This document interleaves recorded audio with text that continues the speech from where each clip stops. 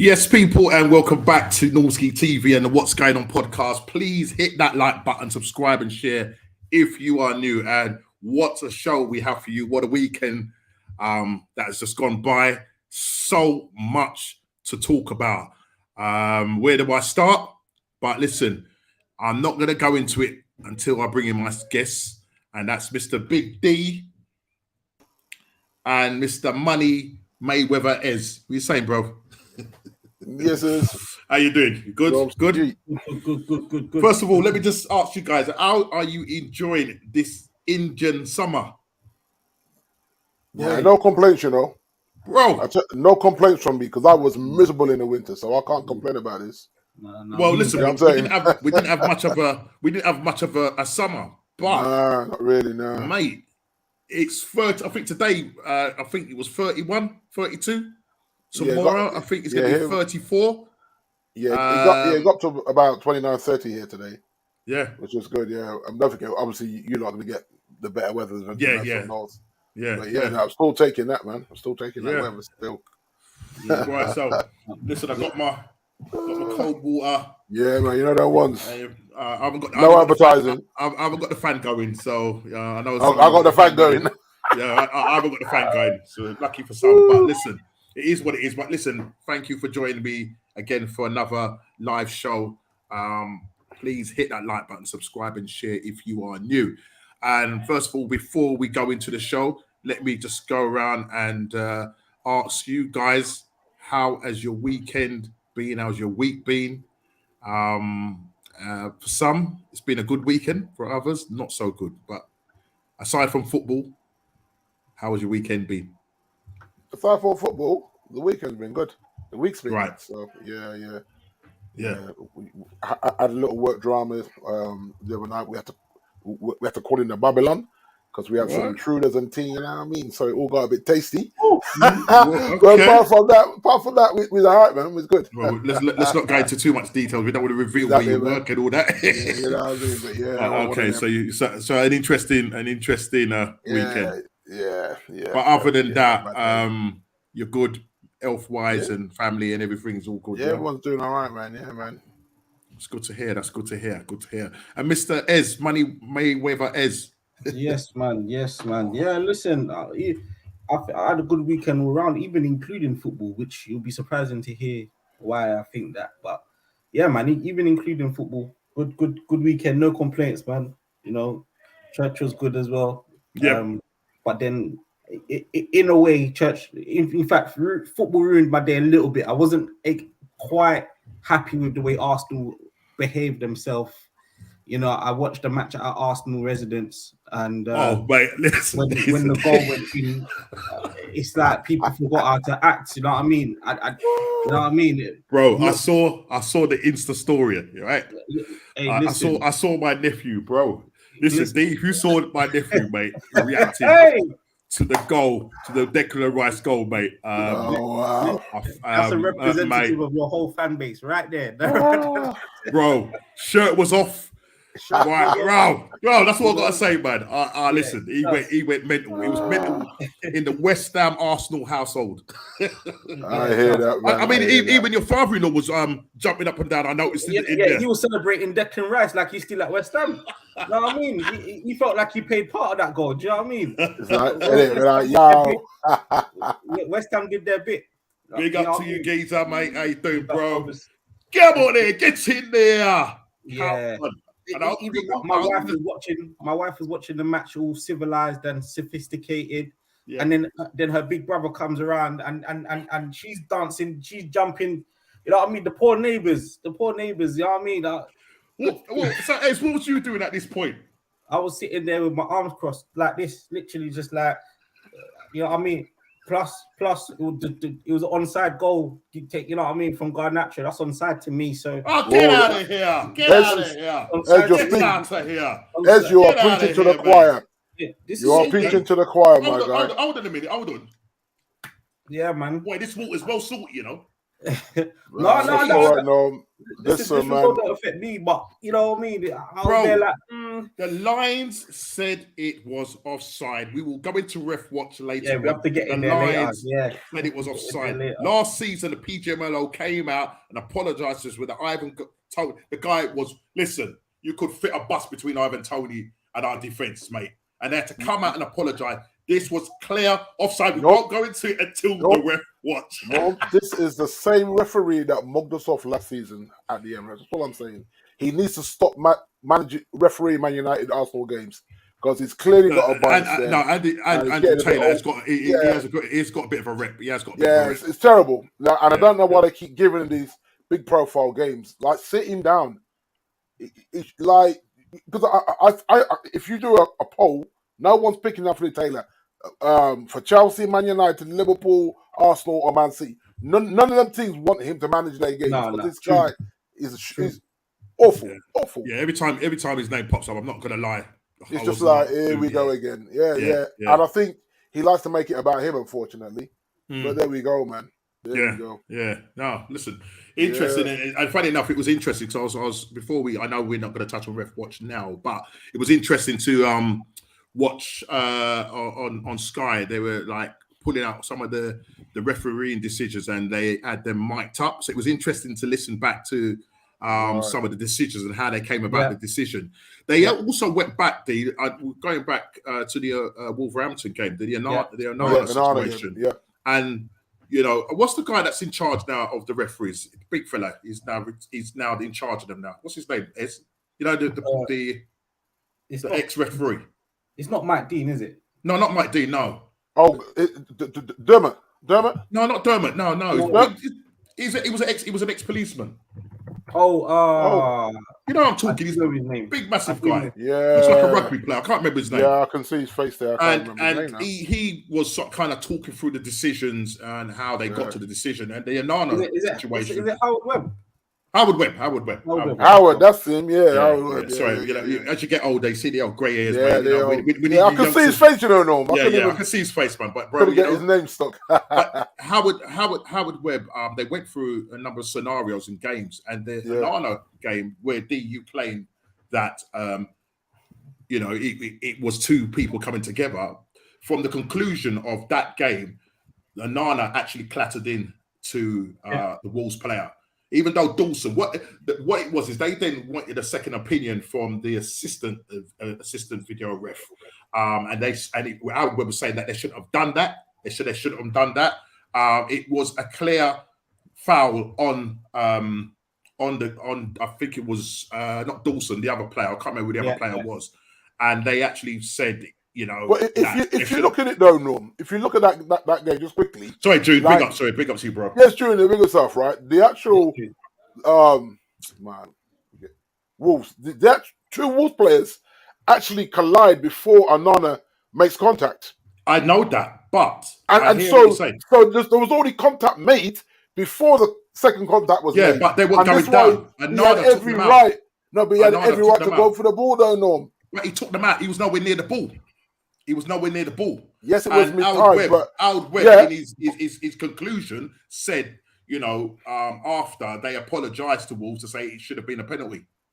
Yeah, then they need to come out and apologise to us and award the penalty and let the game stand and replay the match back at the Emirates. But they won't. All season we're going to have this, Norm. Listen, unfortunately, I would say both decisions are the penalty decision against Hoyland.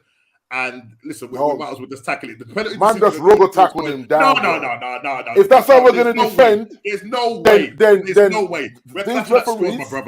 These referees have to stop giving Leacher yellow cards then. Because Leacher does this all the time. And I would say every time he does it, he gets booked. So I think, and we agreed on this a few weeks ago, that VAR is spoiling the game. It's spoiling the game. Yeah, let's tackle the subject while it's hot. Because if you look at the Arsenal players, no Arsenal player puts their hands up for offside on the actual goal. Not one of them. Yeah. And then after the goal is in, one of your defenders looks towards the linesman and puts his arms out wide as to say, but no one does that. You know how the players always go, hands up for offside. Yeah, no Arsenal player did that. And that's why it's like, rah. No, absolutely. Listen, when at the point of me watching that game, on Sunday, as I said, I was sitting there with my son and my daughter was watching the game, and when that Garnacho picked up that ball, through ball from I think it was Casemiro. Casemiro, what a ball! And to have that mindset to jump back. Gabriel Magalhaes to do what he did, to have that quickness of thought of mind to do that. Now, at the time, because it happened so quick, I just looked at, I said this on side. I was like, me and my son were about to launch our phones. Yeah. But because my son said, hang on a minute, Dad, hang on a minute. It could be offside. It could be a touch offside. All right. And so the lines, they still had to draw the lines, and then Garnacho started to kiss his badge again. I was thinking, that's it, we're done. Man United have beaten a top 9 side or top 8 side the first time in how many seasons. But lucky enough, when the red lines, because I think your manager came out, I think he come out swinging, man. A little bit. He came out swinging, and I think he has to. And the reason why he has to, because he knows that down the line there's going to be more of these close calls, and I think. I'm actually glad in a way, I'm glad we got that one out early. Saying, brother, big up, yes, Ian Harris. I think in a way, I'm glad we got that 50-50 against us out the way. So now VAR owes us one.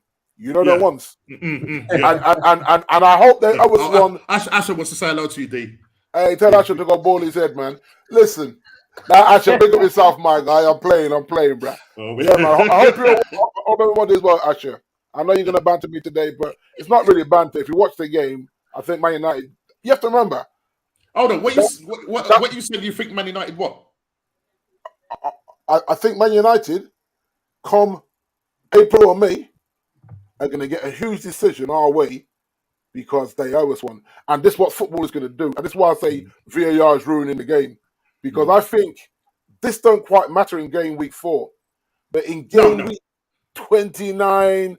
30, 32, that might matter.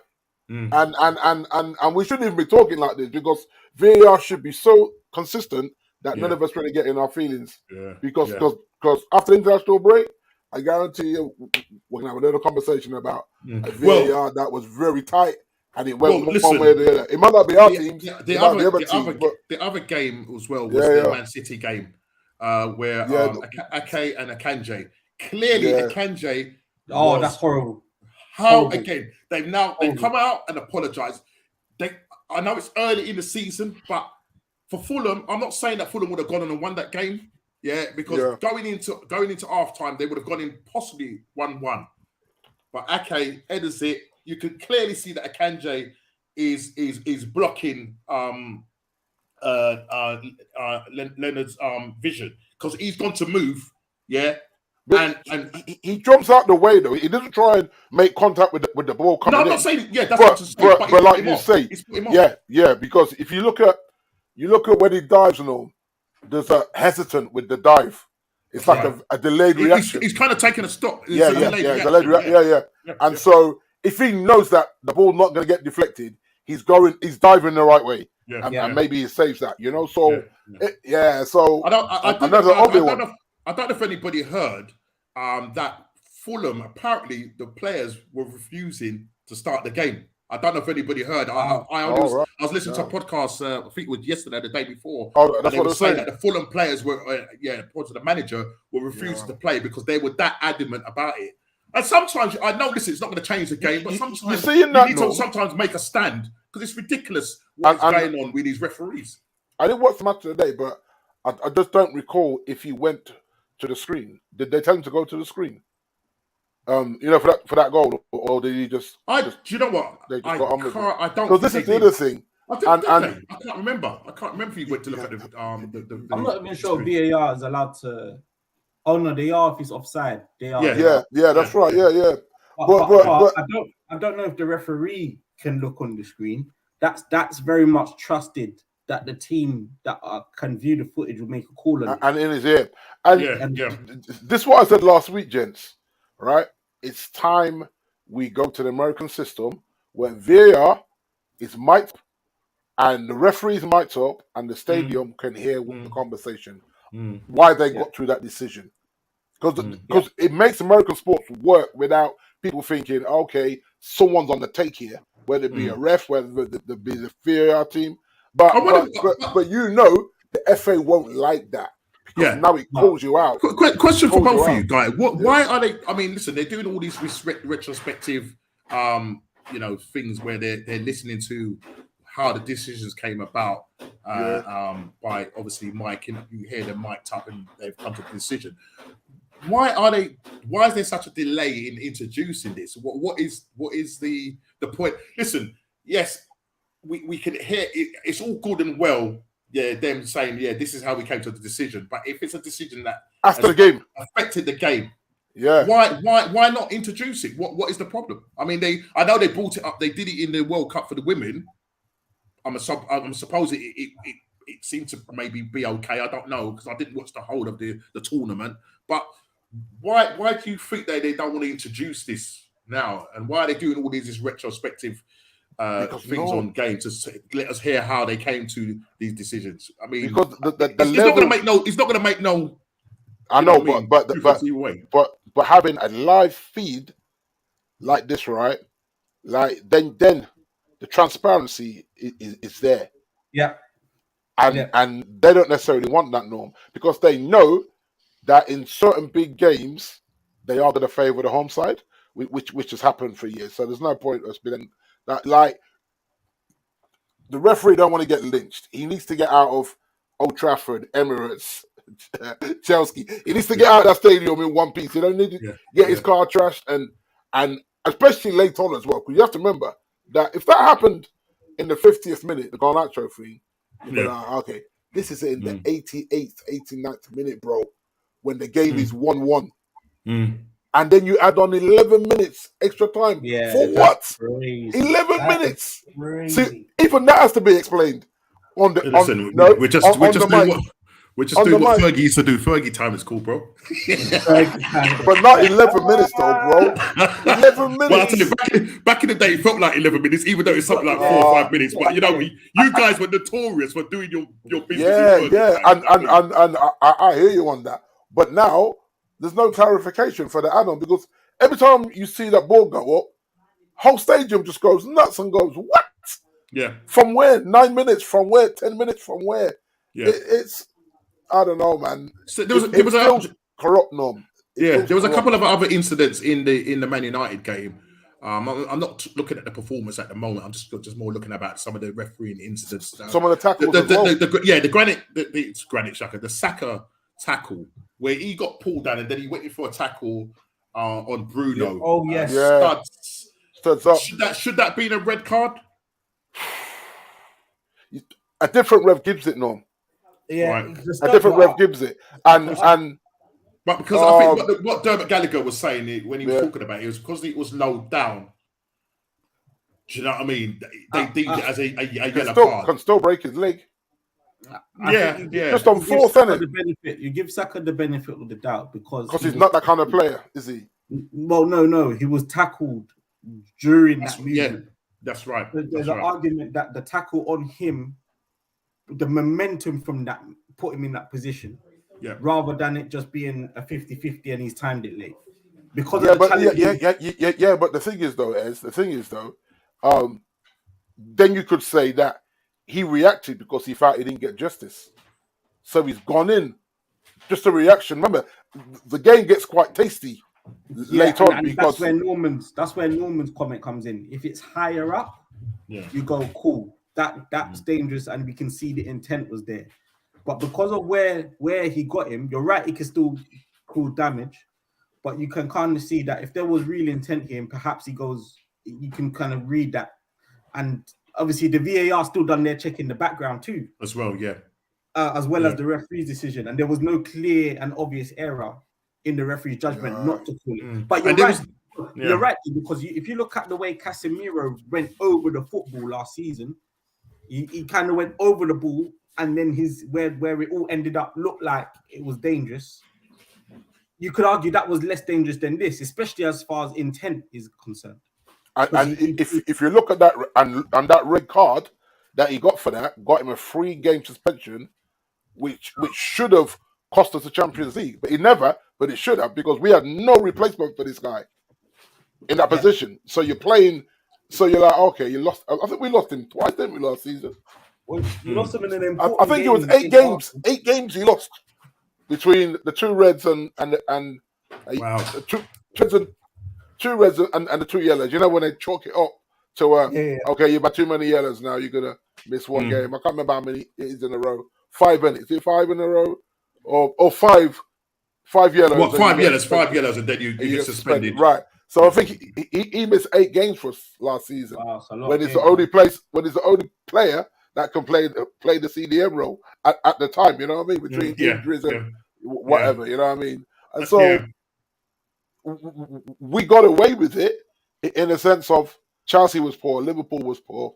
There's some other teams that were poor that may have given us a run for the money that we never made top 4. So that's what I'm saying. So now this season, like I say, clean slate, but after 4 games, we're already talking way too much incidents, aren't we? After 4 games. Well, 4 game weeks, sorry. 4 game weeks. Bare inconsistency from VAR. So it's not working. And maybe, I think you said it, Norm, about putting some ex-players in there. But they won't want a Rio Ferdinand in there or someone like that. Or John Terry or whatever, you know what I mean? Especially some defending players that have played in defence and understand it. Strikers. You just add some retired strikers and say, right, you add one of them to every VAR team and see. See if they don't say, hold on a second. Just see if there's an improvement. Yeah. Again, is it a close? Is it a closed shop? Is it? You know what I mean? Is it like a gentleman's club? And you know what I mean? If it happens, it would be good. And it probably is a closed these shop. guys have played. Yeah, these guys have played the game at the highest level, and they know what it is, so they can kind of say, well, now actually, because obviously they have to debate it and say this is the reason why we feel and whatever, and they come to a conclusion, and then hopefully come to the right decision. Because VAR feels like it's an invitation rather than, I saw a job at VAR on LinkedIn or on Indeed. You know the ones like you're not seeing them. So it's not like before where you saw jobs advertised for the 2nd Division Saudi League. I saw that online. I couldn't believe it. There were coaches and physios and all that kind of stuff. Like, but I'm like, how about we see some jobs advertised for VAR and see? Because if you don't need to be a footballer, just understand the rules of football, then why not? You know what I mean? Why not? Why not? Yeah. Here's my CV, my guy. There was one other decision in that game, and that was the Lindelof tackle on Martinez when he took him out. Again, some people said he should have gone, but he wasn't. It wasn't really that he was in on goal. It was just that obviously he was wide, wasn't he? No. So again, it was wild. It was wild. Yeah, no, it was wide on the tackle. Wide, yeah. Wide, and this is what they said. If Martinelli was central, they'd have sent him off. If he was running down the middle when that tackle happened, it'd have been gone. Yeah. Because I think he was the last man, but on the wing he wasn't the last man because he was wide trying to cut back in, and there was a defender. There was a defender like in line or just past them. So when he cut in, that defender would have to come across. But if that was through the middle, where he would have been the last defender with just an honor to beat. I think he would have walked for that. I would say that they definitely got the decision right with the adverts. At first, it looked like a penalty when you first saw it at first glance. And normally, 9 out of 10 times, when they send the referee to look at the monitor, you're thinking he's going to give it. But he's looked at it, and you could see clearly that Wan-Bissaka didn't really touch him, and it was really more of what's his name leaving his leg. Trailing leg, you play for it. I mean, and I think he went down. I think he went down too easy. But at full speed and full power, a lot of the referees thought it looked like a stonewall penalty. Yeah, and another referee talking about Havertz. What's his best position, Norms? I haven't got a clue, mate. I'm still trying to work that out, mate. Because he looked awful again. He looked awful. Terrible. Listen. When we come to the game, we're going to talk about that. We're going to talk about that. I mean, he couldn't even do that right. He couldn't get a penalty. He couldn't even do that right. You know what I mean? But it is what it is. It is what it is.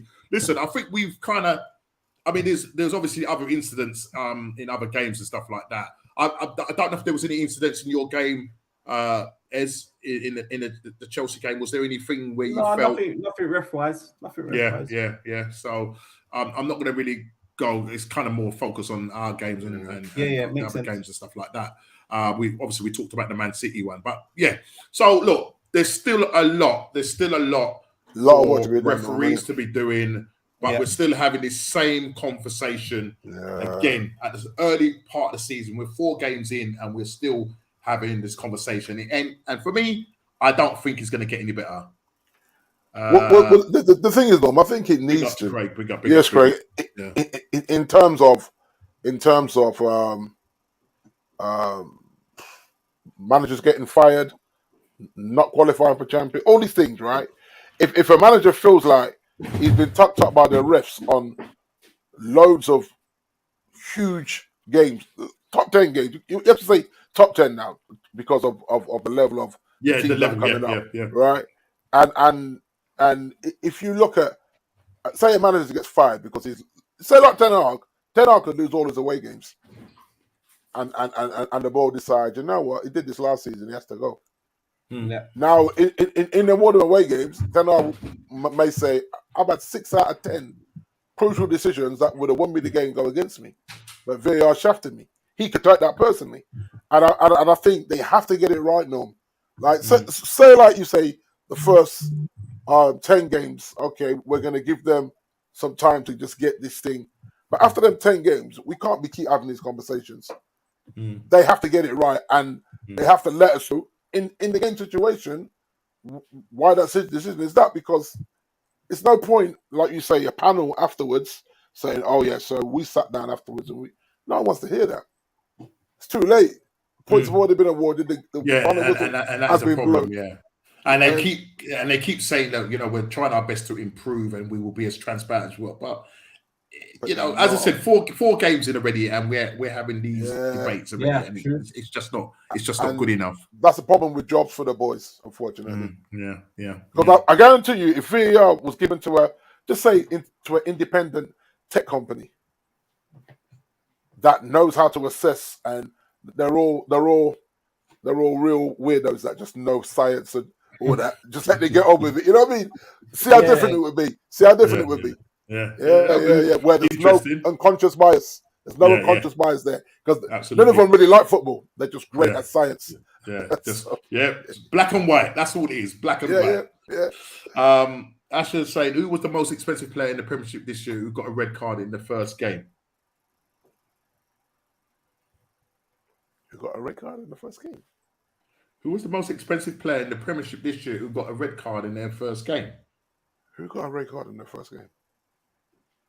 I can't remember. Who got a red card? Who gave away a penalty? You're talking about the most expensive player. Are you talking about who gave away a penalty? In their first game or in the first game? In their first game. Who was the most expensive player in the Premiership this year who got a red card in their first game?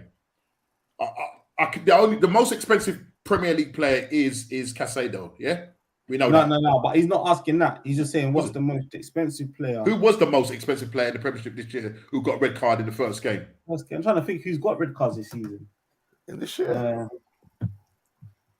First game. You have to Google it. Listen, Ash, if you know. It went out to 10 men. Liverpool? Was it McAllister? McAllister, I think. Yeah, McAllister got that, didn't he? Yeah, but he was what? How much was he? He was 35 million. It must have. He's talking. Okay, hold on. What are your thoughts on the melt that Eddie Button?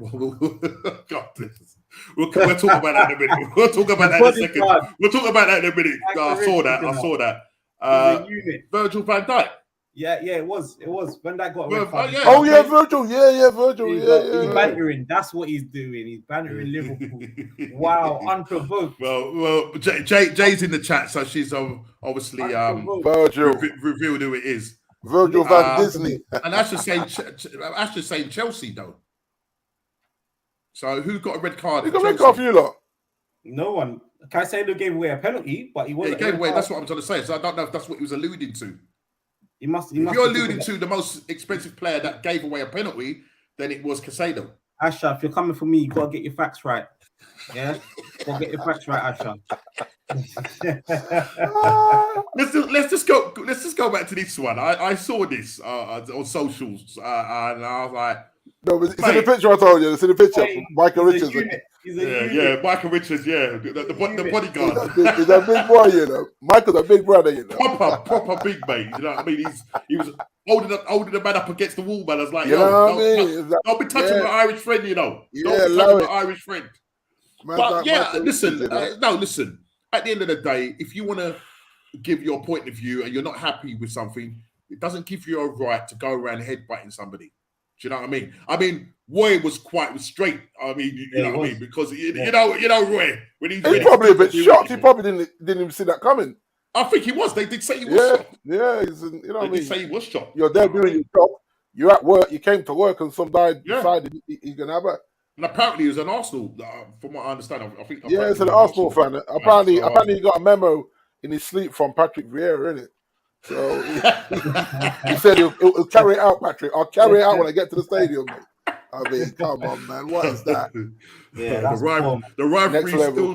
the rivalry still exists, mate. It still exists. Mate. Yeah. But listen, let's crack on quickly into the Premier League fixtures of the week that's just gone, weekend that's gone. And we'll start off just quickly. Your team, father-in-law's team, West Ham going away to Luton. Great result for them. 2-1. West Ham are really playing well. You know what I mean? Ward-Prowse. They've got some good players. Yeah, they're beating the teams which I expect them to beat, I think. Yeah, exactly, yes. So that's what I'll say at the moment. I wouldn't go further than that. And you have to say they're trying to get as much points on the board before they're involved in Europe, where they're going to come back and be playing Thursday, Sunday games and whatnot. Yeah, and I suppose I don't know the size of their squad. I don't know whether their squad, if they've let go of a lot of players. I know obviously they've let go of key players like Declan Rice. But apart from that, Paqueta is still there. At one point he was destined to go to Man City, but because of obviously some allegations with betting and stuff like that, he's still there. They've now got Mohamed Kudus, which is a player that we would have wanted, and I'm sure Chelsea were linked with. Lots of teams were linked with him. We knew that Brighton had actually put in a bid and it was accepted, but he didn't take up the offer, and obviously that died a death.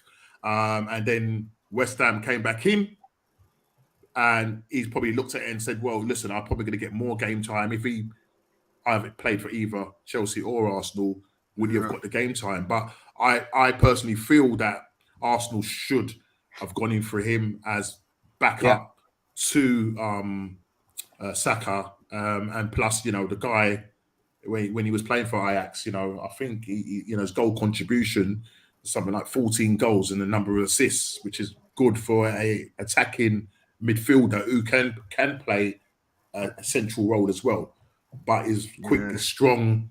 Do you know what I mean? But look, they've got him. I don't know whether he had started in the game or he had registered. I'm just looking to actually see the actual lineup and to see whether he did start. No, he's actually on the bench, but I think he did come on. Oh, mind you, he came on in injury time in the 91st minute. Yeah, so he didn't really have much to do. I don't know why managers do that. I know. It's a wonder, Penny. Oh, I mean, look, that's what it is. You kick ball every now and again, and what's that feeling like? The manager pulls you on. I'll tell you what. For those that don't know, I used to play for Stevenage, League One at the time. They were, and they were fighting for championship. And as a youngster, sitting on the bench means a lot. As a youngster, watching them, man, whether they're losing, winning, playing well, not, you feel everything. Do you know what I mean? If the team is playing well, you're buzzing. You want to touch the ball. You're like, get me on now. We're comfortable. If we're losing, equally, you want to come on because you're like, all right, if I change this game, that's brownie points. That's brownie points. Yeah. So either way, everything you feel it on the sideline, But I think as a more senior player or a star, you're just coming to a team. Don't give me 5 minutes at the end of the game. Don't do that. Do you know what I mean? Now, okay. Now, the only reason that they might have done it is, this is behind the scenes stuff, is a lot of these days in these modern contracts, players get appearance bonuses. Right. And not just that. So now agents are getting smart. To guarantee game time, there's an unused sub payment. So if you sit on the bench and you don't get on the pitch, you get an extra 25 grand just to say, don't worry about it. Yeah, 25 grand. Why did the Ice turn into a football? And that makes perfect sense. So I've got perfect sense. Playing now championship and stuff, and in their contracts and stuff, they've made their agents just so that they don't feel like they will sit on the bench and rot. They've got them clause, and the clause is more than the appearance fee. So the appearance fee could be 10 grand per appearance, but the unused sub fee could be a 30 grand. So what managers tend to do is give you 5 minutes run around so that they don't have to pay the unused sub fee. Right. So there you go. So that's what happened.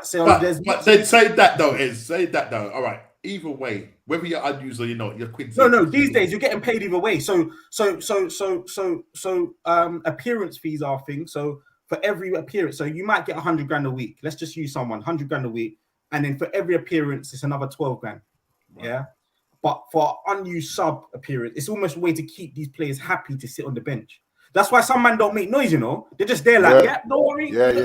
Have you ever thought about that player that doesn't get off the bench and he's just like, he ain't complaining? That's it. What, Phil Jones? Like Phil Jones, you mean? Oh, you joking me? Do you know what I mean? But these days in football, these agents are becoming very smart to make the clubs force their hands. So there's even stuff like goal bonuses. And it's not, it used to be back in the day, if you meet your target, you get a bonus. If your target is 15 goals a season, that's when you get your bonus. Now, these men are getting 6-7 grand per goal they score. Yeah. And that's just, and in a way, it's a good thing because it makes them want to score. The more goals they bag. Yeah, it's an incentivized thing to do. So that's, you know what I mean? That's a little man. So imagine signing someone like Haaland, and his goal bonus is like 15 grand per goal. Right, you tally that up at the end of the season. Bro. Well, he just made 45 at the weekend, 45 G's. Exactly, that's what I'm saying. It's like, on top of his 300 grand basic and the appearance fee that I've just told you about, and the target at the end of the season might be 35, 40 goals. On top of that, on top of if they win the Premier League, on top of if they win the Champions League, oh my goodness. But you know what though, Ezra? You look at it and you say, how sustainable is that model though? Not so much with the bench players, but with the premium players. If a man like Haaland knows he can score a goal, get his 300k wages, get 45k for the hat trick, and then another 12 grand appearance bonus, that's peas, you know, bro. It's interesting listening to these intermediaries. I've been in a couple of rooms, and it's interesting just hearing that. So you know, sometimes when we're wondering why it's taking so long for a player, you know, to get over the line, the deal's been agreed. Trust me, the fine detail, it's no longer just here's your payment per week, and this is a 5-year deal. There is so many, because there's image rights as well as. That's so if you go away from the club and get a deal with Heinz Beans or whatever, right? They want a percentage of that. Like, so every advert you do for Heinz Beans, you got to bring them a piece of the action. And it's like, wow. Because I remember Ronaldo complaining about that, saying that Man United make enough money from him. And he's not giving them. Remember, he's got the underwear thing and all kind of stuff going on. He said, no. You make way more money from the shirt stuff. I'm not giving you my stuff. And he wouldn't sign the image right thing. And I was like, this is look at Messi's contract. Oh no! That blows my mind. Them ones there, but this simple football business is now expandable. So bringing it back to where we came from, when you see Kudus coming for 6-7 minutes, it's got nothing to do with whether he's fit or not. It's probably more beneficial for the club for him to come off for that 5-6 minutes because they would have to pay out a lot more. And Moisey, when he's sitting down with the boards once a week, he has to manage that. Strategy, the strategy of that. It's not just a case of who's doing well. I mean, we saw the behind the scenes with Arsenal, their documentary. You know, You it's see how just not Vito as gets it's behind not the as scenes. black and white as Yeah, that. yeah. They're But- gonna sit down. But if you look when Ronaldo was there and those 2 times he refused to come on, he probably knew that he'd get more money for not coming on. D, you You clock think it about it? now. Yeah, that's well. He goes, no, I ain't coming on. What? 2 minutes? No, I ain't coming on. And he adamant he ain't coming on. And I'm like, rah, what's going on here? And That's what's going on. Peas. Because he Peas said, is you're what's hurting going my on, bro. paper. No, You put me on now, you're hurting my paper. He also knew that it would hurt ETH more when he Yeah. has to sit down with the commercial guys talking about how much money they've got on the payroll and blah blah. Now Yeah. you've had to pay him 60 grand extra to sit on the bench. He Sit on knew. the bench, yeah. So in other words, he's saying start me or don't or nothing. That's Or what he was nothing. saying. Yeah, exactly. Yeah, Man, this thing gets deep, man. It gets deep. Political Yeah. warfare. It'd be interesting. It'd be interesting, you know. I mean, because as I say, as you've played it, you know, at a high level, so it'd be good to it's good to hear the background and what some of the things that go on there and the reason why players. Because sometimes I'm thinking, you know, you've just seen a great game, or as you said, if you're a situation where the team is losing and then you're bringing him on, and they come on for 30 seconds, and then run on, and then they blow the whistle. It's like, but you know what? You see my older brother David, right? He's got the restaurant, but he's also a contract lawyer. So he does. So a lot of stuff he does is for companies. And so when we were moving abroad, like he called us and said, "Have they offered you the contract yet to what they're going to give you abroad?"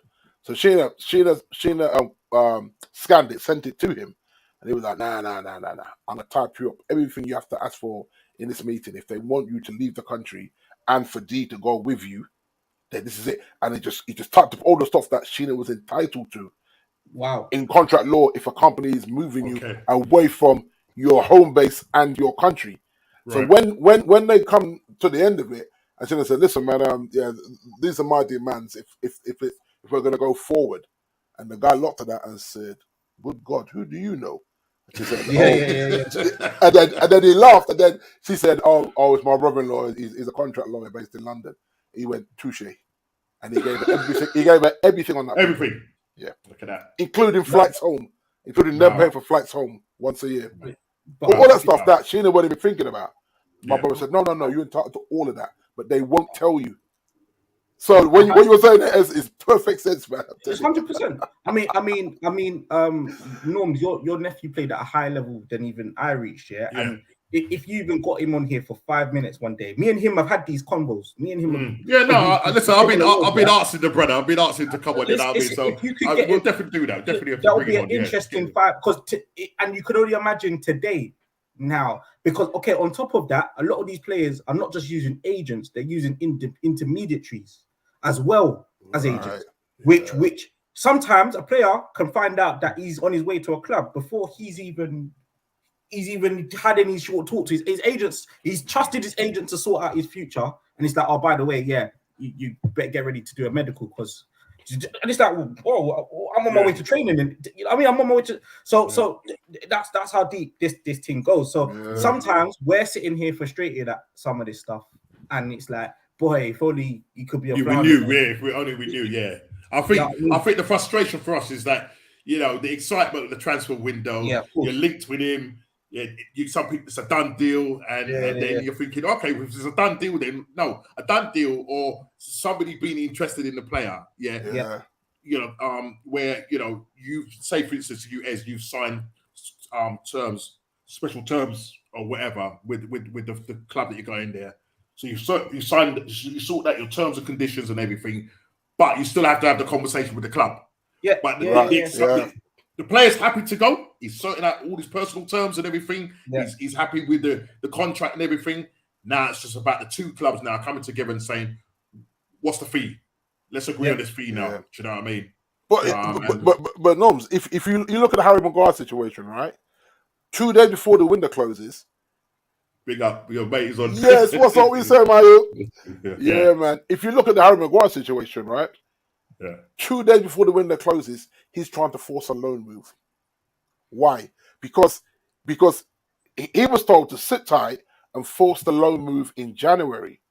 And then for whatever reason, something triggered him to say, "I've got to get out of here now." But also when you sat on your hands saying that give me the 14 mil that you owe me and I'll walk. And they said, well, can give you half? Nah, I don't want 7, I want 14. 2 days before the window closed, you're just saying, listen, I want to go on loan here. Nah, brother, you're staying put. And not only that, Ten Hag's hand was forced anyway because of the injuries. I know, so he had no choice. So this time he actually came out and told the truth. I am going to actually keep him. You know what I mean? And he's actually ended up keeping him and signing Johnny Evans, which is another in 2023. Yeah, I actually knew that was going to happen, Norm. The moment he came to start doing the light training to stay fit, I thought, you see this thing here? No, but what is that about? Is this to do with the sell stuff? This reminded me. The end of the window reminded me of what we tried to do in the January. There's no money. Who can we get on loan? Vesberg and Sabitzer. It's the same thing. It's like, okay, just get a body in there. It's embarrassing. No, it is. Your stature and size. You're pinching. You're penny pinching. You're trying to get. I heard the Amrabat deal, right? I'm also hearing that he's got a slight injury as well. I heard that. Apparently that's fake news. Apparently, okay. Well, I don't because apparently he's away with Morocco, isn't he? Yeah, that's what I heard. Yeah, he's away with Morocco for clickbait. Otherwise, he wouldn't have gone, would he? He wouldn't have gone if he was injured. The question is that you went in for him, and at the last minute, they had the power in terms of right. They got him on. I think it's something like 8 million, 10 million pound loan with the option to buy or obligated to buy once the loan is over.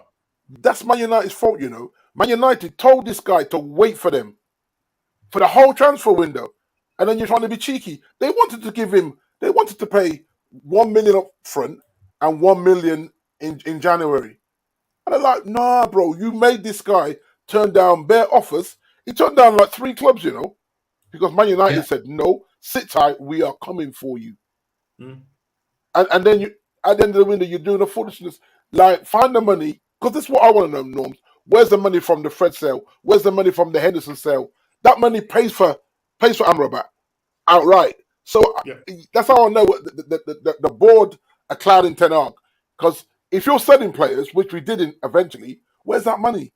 It's strange because you did spend it on Mount, which is that 60 mil still baffles me. On top of your striker, that's another 70. And then on Nana. So that is quite a bit spent, albeit questionable. But Ez, look at the wages we save from David De Gea. Look at the wages we save from Fred. These guys are all on good money, you know. And then you still got Henderson was on 125 a week. No, 150 a week, right? You got what they get for him, just under 20 million, whatever they got for him, right? Like that, so you only needed 21 million to buy Amrabat. Where's the money going on? Yeah. Something is really off with my club, trust me. Something is really off when it comes to the money side of it. The money side of things, I would say that commercially you're amazing. Always have been, yeah. But you still don't have any football people in position in making. And that's the problem. You don't. I talk about it all the time. The Bristol University bankers that are running our club, they're not football people. They're money people. No. And I've said it how many times on here. Eric Ten Hag is a proper director of football. He's always had one. He's always worked with one. But that's what was strange about the whole Rangnick scenario. That was strange how that didn't totally get... Unless Rangnick speaks up and tells us exactly what went down, then we're never going to know, are we? Because Ten Hag ain't going to talk about it. That's for sure. So only Rangnick would be the one to enlighten the Man United fans. Why did you not become director of football and work with Eric Ten Hag? And the thing is, I think he would have been very dangerous now because when he was managing, he was the one. Hey, Rangnick was saying we need about 2 squads, basically. He's like, we need about 9, 10 of these guys gone and 10 players in. And he had the black book. Yeah. Rangnick had the black book norms. Because I'll tell you, that squad would look so much different if Rangnick was with was our director of football. Trust me. No, you'd be a different club right now. Because from January, he's making moves for the summer. From January. You know what I mean? Even though everyone was, he'd be like, listen, I'm going upstairs. So guys, relax. I'm not going to be your manager after the summer. So just play some good football for me. I'll be upstairs and your new manager comes in. If that was And the club couldn't get that. The club couldn't get that right, Exactly, and then as a result of it, The he rest is leaves the history. club, and the rest is history, as you say. But they wouldn't protect him. They wouldn't protect him because when he No. was doing his conferences, when Man United weren't playing too well, and he had to go out and face the press, the club wouldn't have taught that he had to go and take all the bullets. All of them. Exactly. Yeah, and maybe that put him off, Ez. Maybe that put him off, saying, "Maybe I don't want to work for these guys." There was so much backbiting and stuff going on behind the scenes. It was nasty, and unfortunately, we're back at the same place again. Unfortunately, we know Ez has been going backwards and forward in the chat, bringing up new revelations with what's going on. You lot are keeping us active. I'm telling you, it's like Revelations FC. Moments FC, it's £1 billion off the shares. Apparently, it's not $1 billion. Apparently, it's 500 million. 500 million or $1 billion. Off because the Glazers have decided that they're gonna so-called pull out. But I'm hearing that it's just a ploy. This is what they do because what happens is they make the market unstable, the prices drop, and then they go in. I'm not a finance man, but things is if you have a downturn in the economy, share prices will drop, and those people that know how to deal in shares go and buy up a whole heap of shares. Then they turn and say, "Yeah, we're going to sell the club." Share prices go up; they make lots of money. But the problem with the Glazers is that that's called about the fans. Say again. That's called insider trading. That is, if you know you're going to sell the club and you purposely do something to affect the shares. And say, go out there and buy Man United shares because in 2 weeks' But they're leaking stories out, because of this. It's all of a sudden the market gets in a panic, and as a result of it, that's why your share prices have been 500 million and been wiped off. This is obviously away from football. This is outside. But what happens is Man United create such a buzz that the journalists go, right, we can say anything, and the people are going to believe it because Man United is just a talking point, talk of the town. And the truth is, no one knows what's actually going on with your club right now. No one knows if it's for sale. No one knows if it's not for sale. No one knows what the Glazers' thoughts are. And the truth is, there's contradicting journalists and credible journalists as well, saying one thing, and then another credible journalist that what you'd call credible anyway, tier one. Let's not say credible. Let's say tier one. Will say something, and it's like, wait, this is how I felt about Chelsea when we was going through our sanction process. I mean, anything. But Big D, Asher's wanting answers from you. He keeps putting these question marks after you. What was the original question? What was the original question? No, he just keeps putting Big D question mark. I reckon he asked a question. I reckon certain things. I think he probably did ask a question further on. I think it was to do with a particular player that's in trouble. Yeah, I think that's what I remember seeing. I think it's to do with a player that's in trouble. Anthony. Yeah, you got Anthony. So it feels. I mean, to my understanding, they reckon this is worse than Greenwood's one. Right. If she makes his stuff thick, now apparently she gave evidence to the Manchester police as well. 30-page document or something. Yeah, that she. Well, he's been dropped, as we know. He's been dropped on the Brazilian side.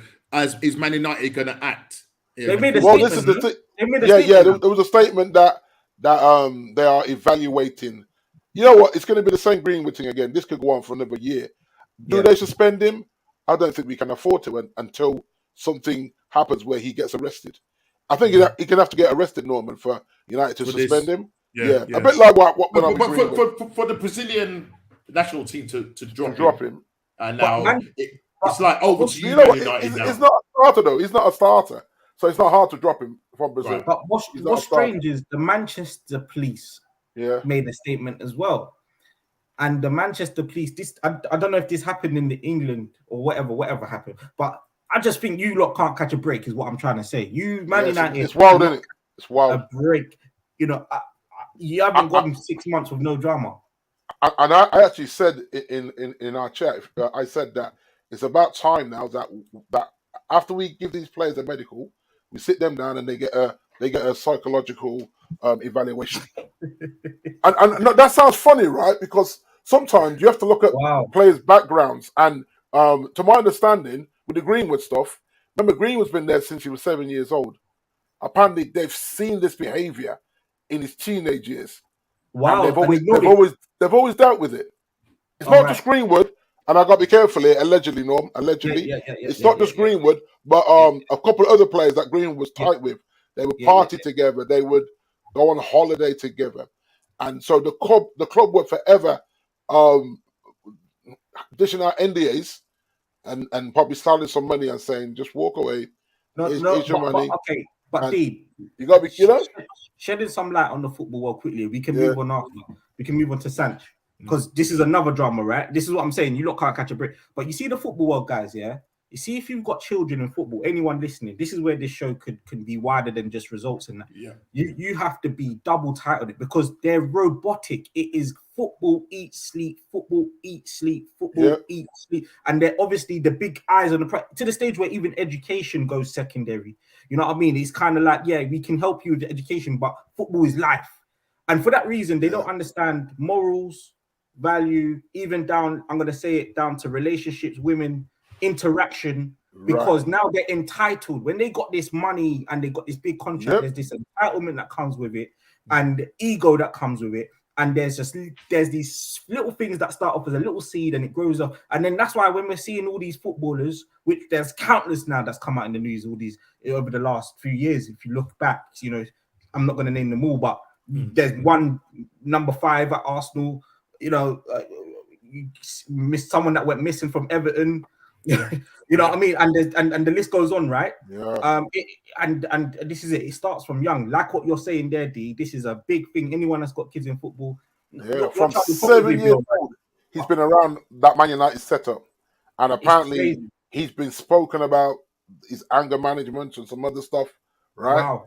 So when this video blows up, I can imagine everyone that's had to protect him at Old Trafford went unbelievable, Mason, because they know he's got previous, unfortunately, alleged previous, and they probably ignored some stuff as well, because of the talent. Exactly, right. Well, the thing is, they were trying to they were bringing it back until the uproar. As like I said, they were bringing it back.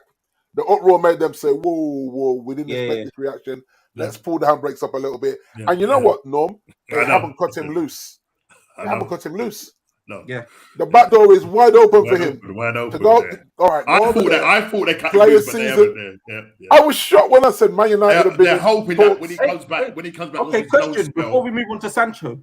If this guy dies down and he has a great season at Getafe and this dies down, could he come back in a couple of years? Do you think? Of course he could.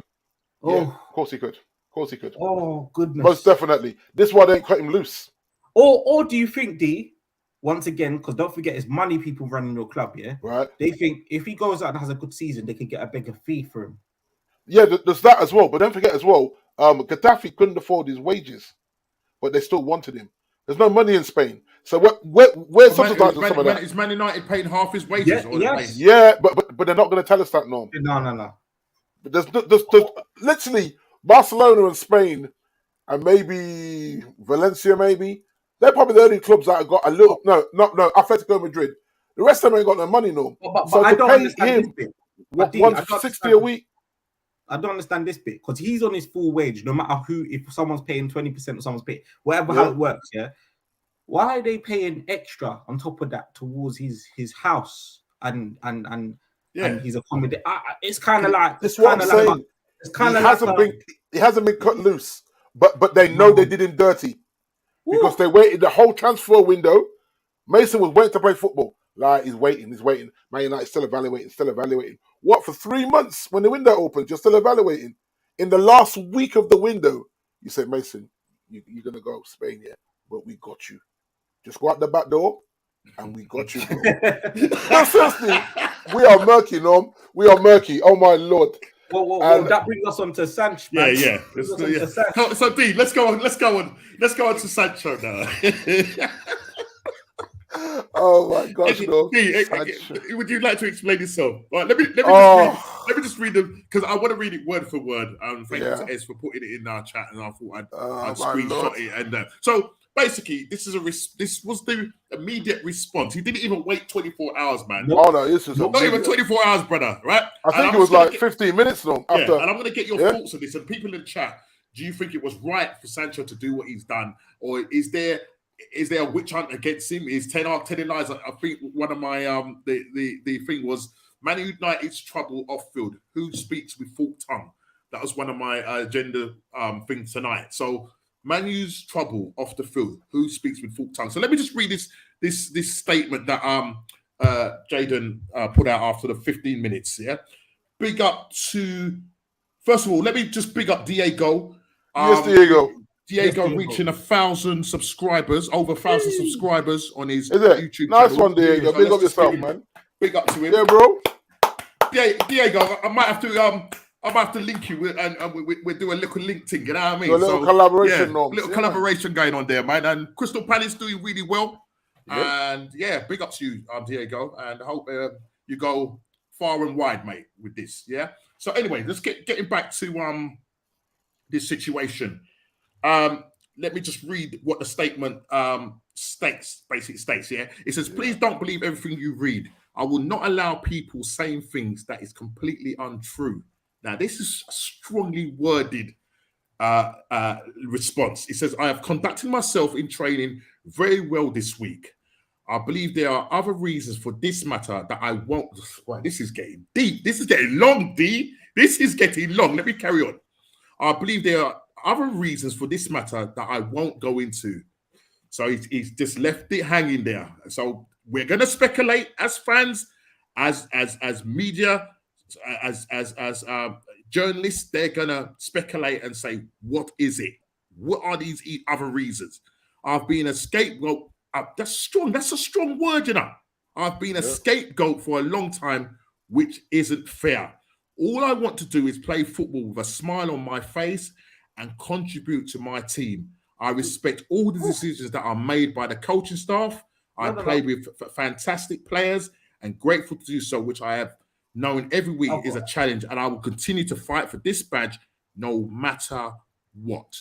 This is a statement from Jadon Sancho. A very strongly worded statement to the point where he's calling Ten Hag, "You speak with forked tongue, my friend." But this is the thing. But this is the thing, Norm.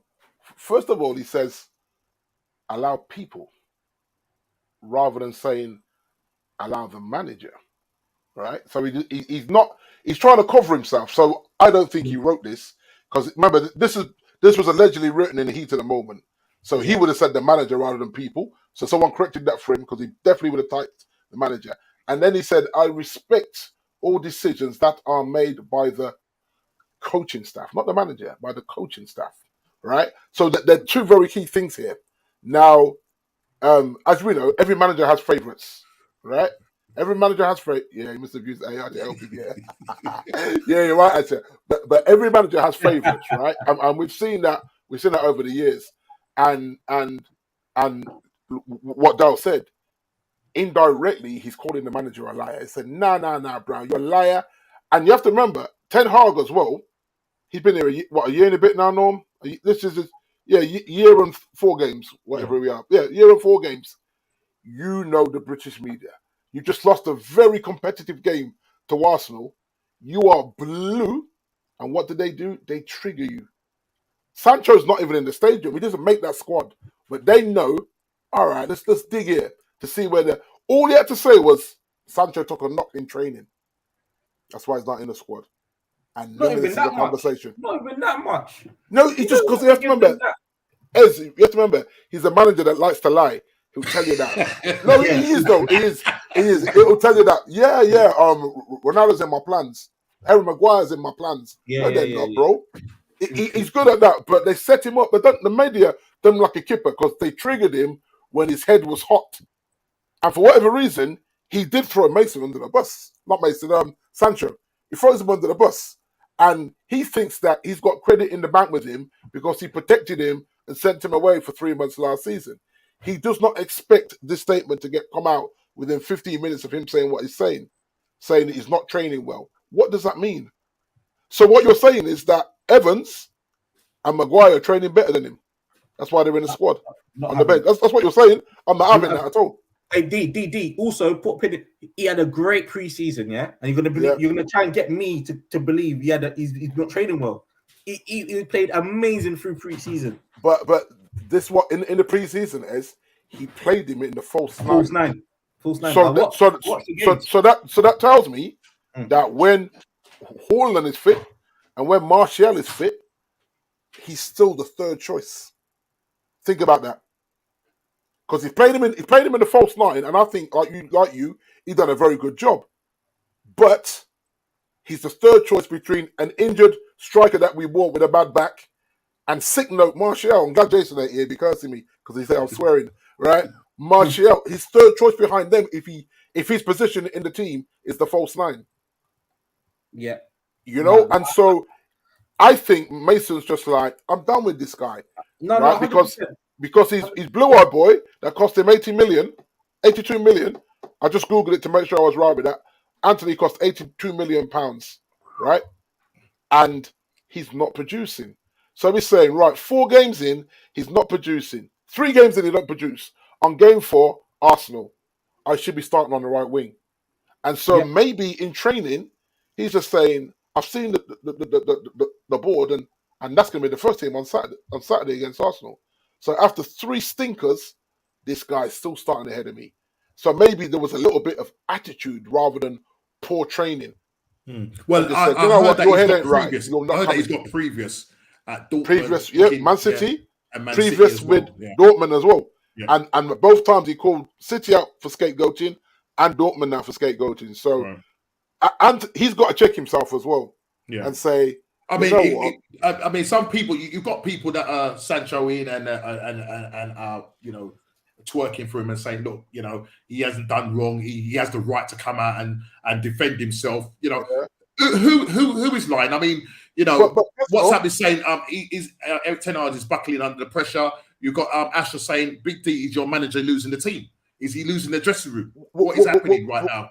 Well, here's with Sancho. Apparently, Chelsea came in for him or inquired for him. Let me get it right. Inquired for him. So did Tottenham. And he was given assurances from Ten Hag, again, because he likes to lie, that no, bro, don't go nowhere. I got you. Remember, I gave you 3 months off to get your head straight or whatever was going on with you. Get your fitness up. Apparently, it was fitness in his head straight, whatever. Like, he hasn't come out and talked about it, but that's what we're hearing. That's why he was away for the 3.5 months, right? When we needed him, more to the point, we needed him then. The squad was very thin with injuries and what have you. So apparently, there's a guy that I follow called Saeed. Saeed is what we're doing here. There's a guy called Noruddin that comes on regular on Saeed's channel, and I think he's the Somalian guy. Somalian, that's right. And he's tight. No. There's a Muslim guy in Brixton that comes on Saeed's channel, Musa, and Musa is close with the family, and Musa spoke to Jada's dad, and apparently his dad is fuming. Wow. Right, but Musa said, I'm going to respect his dad. I'm not telling you what he said, but trust me, Jada's pops is losing his mind on what Ten Hag done, because obviously there's been talks, and he could have gone to Tottenham or to Chelsea even, maybe even Chelsea. Yes, he's going to be a rotational player for you guys, and he's convinced to stay, and he's getting mugged off, and Anthony just keeps putting in poor performance after poor performance, and Sandro just sat on the bench getting cameos, and maybe the cameos is what Edge explained to us that we're not going to pay. Remember, he's on $350 a week, so you got to put him on just to offset that. You got to give him 10, 15 minutes here and there. That way you're going to pay him the $350. So guys, in the chat, Ez, your thoughts as well. What should Sancho should have? Do you think Sancho should have kicked back with the manager? Because at the end of the day, the manager is the manager. He's the one that calls the shots. Was he advised badly to pen this statement? And what for now his future now? Because there's talk that they're considering his future. What your thoughts is, and people in the chat, let us know what your thoughts are on that as well. My thoughts are, look, the boss is the boss, right? And you normally, typically, in right mind, that's a key part. In right mind, you deal with such matters the next day. What Monday morning, when everyone's having a rest day, you come in early and you say, Gaffer, what was that about? Yeah, exactly. Yes. Yeah, that's in right mind, and you let him know where you stand, and and hopefully at the end of it, there's an employee and a good manager. Any good manager will go, I hear you. Sorry that I made you feel like that. This was my intention. You know what? I'm going to keep your name out of my mouth in that chat. Or I'm going to give you a heads up if I need to use such things in the future. Or something like that, yeah? But you've got to remember, Sancho is fragile at the moment. Do you know what I mean? This is someone that has just recovered mentally. So he can't, I don't think he's in a position to hear from somebody that he probably trusts. Because don't forget, what he's saying, he's built bridges with him, yeah? He probably expects to be stabbed in the back by fans or critics or rivals or whoever. But from the man that's helped you out, that them words are double the weight, probably. Yeah? Go on, D. Just key their words, right? A commentator came out and said that English is not Ten Hag's first language, and quite often he chooses the wrong. What's the word? Is it in terms of the context of how he uses? In the context of the like, just say you said lethargic in training. He said, "Oh, what word do you use? Sometimes I feel like he's lethargic in training." Nah, it's not. Is it lethargic? But he's already said it. Yeah. Or lazy. Yeah. You remember when who called Martial lazy? And it's stuck. Yeah. It's stuck. Yeah. He said, "No, I didn't mean lazy. You know, I mean the way he comes across. You think he's not really running. Pogba as well. Yeah. They use a little bit like Havertz. But they use the wrong word, Norm. And the commentator saying, I don't think he meant to use the word he used. Yeah. But he used it because it's the word that he understood. Yeah. Or the first English word that came to him in that sentence. But it's too late because now Sancho thinks, "Nah, you just snaked me, bruh." But you got to remember, and in a press conference, that's that. But his team need to be better. You know, there's some people with great teams. Saka's team are elite. They are elite. Saka's team, and I'll tell you about them another time when we've got more time. Yeah, I just know a little bit, one or two things about it. But Sancho's a guy that is on his phone all the time. He was on Insta. He's on. He's still young, innit? So most of these players are. But you see the backlash of the type of thing that Ten Hag said, albeit a mistake maybe, is now he's looking at his phone going, people are now commenting under my posts. People are now commenting on Twitter. I've got people that are even in my circle that are believing what man said.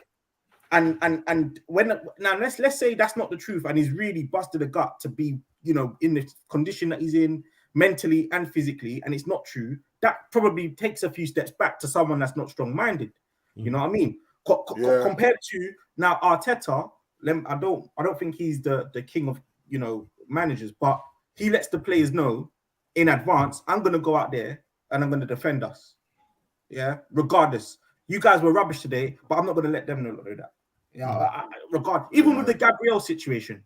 Yeah. Now we don't really fully know. They want to say and guess what? Gabriel's the savior on Sunday with his little whatever, you know what I mean? Coming like Michael Jackson. Coming like Michael in it. That lead in it. The Michael Jackson lead. Whoa! Trust me, bringing back some 90s and 80s dance moves, you know what I mean? But gone from the guy that's in question to now, just wait for the moment. And everyone will forget about you. Everyone will forget about this topic if you just wait for the moment. And that's where ETH probably needs. And on the other hand, D, people know that ETH lies too much. Because as you said, the Ronaldo got previous, it's too Maguire. much. It's one thing not playing showing your cards, but it's another thing lying about what cards you have. It's something I said. Two different things. Something I said to my brother Dave because he called me about it, right? And I said to my brother, I said he talks too much. Yeah. Like sometimes just don't. You have to remember how this press is. This press is about. Remember, you're in one of the biggest jobs in the world, right? Yeah. So every slip up makes that back page known. Yeah. But he's known for not engaging his brains up. That they said that when he came from Ajax. Lord. That he's known for just saying it as he's quite blunt. He's just quite the press. But you know what? I would respect that if you tell the truth. Then you know what? Sancho's not really my friend right now. You know, you see Jose. The thing about Jose is he was so blunt that you just knew whatever he said, regardless of the backlash, whatever. It was what it was. He was getting what he was getting. But even with the Mason Mount thing, right, Ez? Yeah. I'm hearing that he wasn't injured. Oh, I'm hearing that Ten Hag pulled him at the firing line. I was surprised because he was stinking the joint up. Injured. Mason has been injured. Yeah, that's what I'm saying. And so it shows you now. Anthony, Mason Mount, Bruno, his favourites. He protects them. Even Rashford to a point. Rashford has a stinker, right? And you're like, you got to talk Rashford. Nope. Yeah. But I'm listening to you. I'm listening to you and listening to how your manager is dealing with players and whatnot. And I suppose WhatsApp has put this question here and he's asking, is he real? Is he the real deal? Is he an elite manager?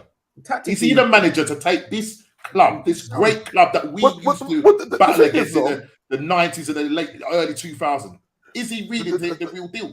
If you think about it, right, Sunday's game, we are head-to-head in the 88th minute. We are head-to-head at 1-0 at your ground. Yeah. So it's not like how we got turned over at Anfield and turned over at the Etihad.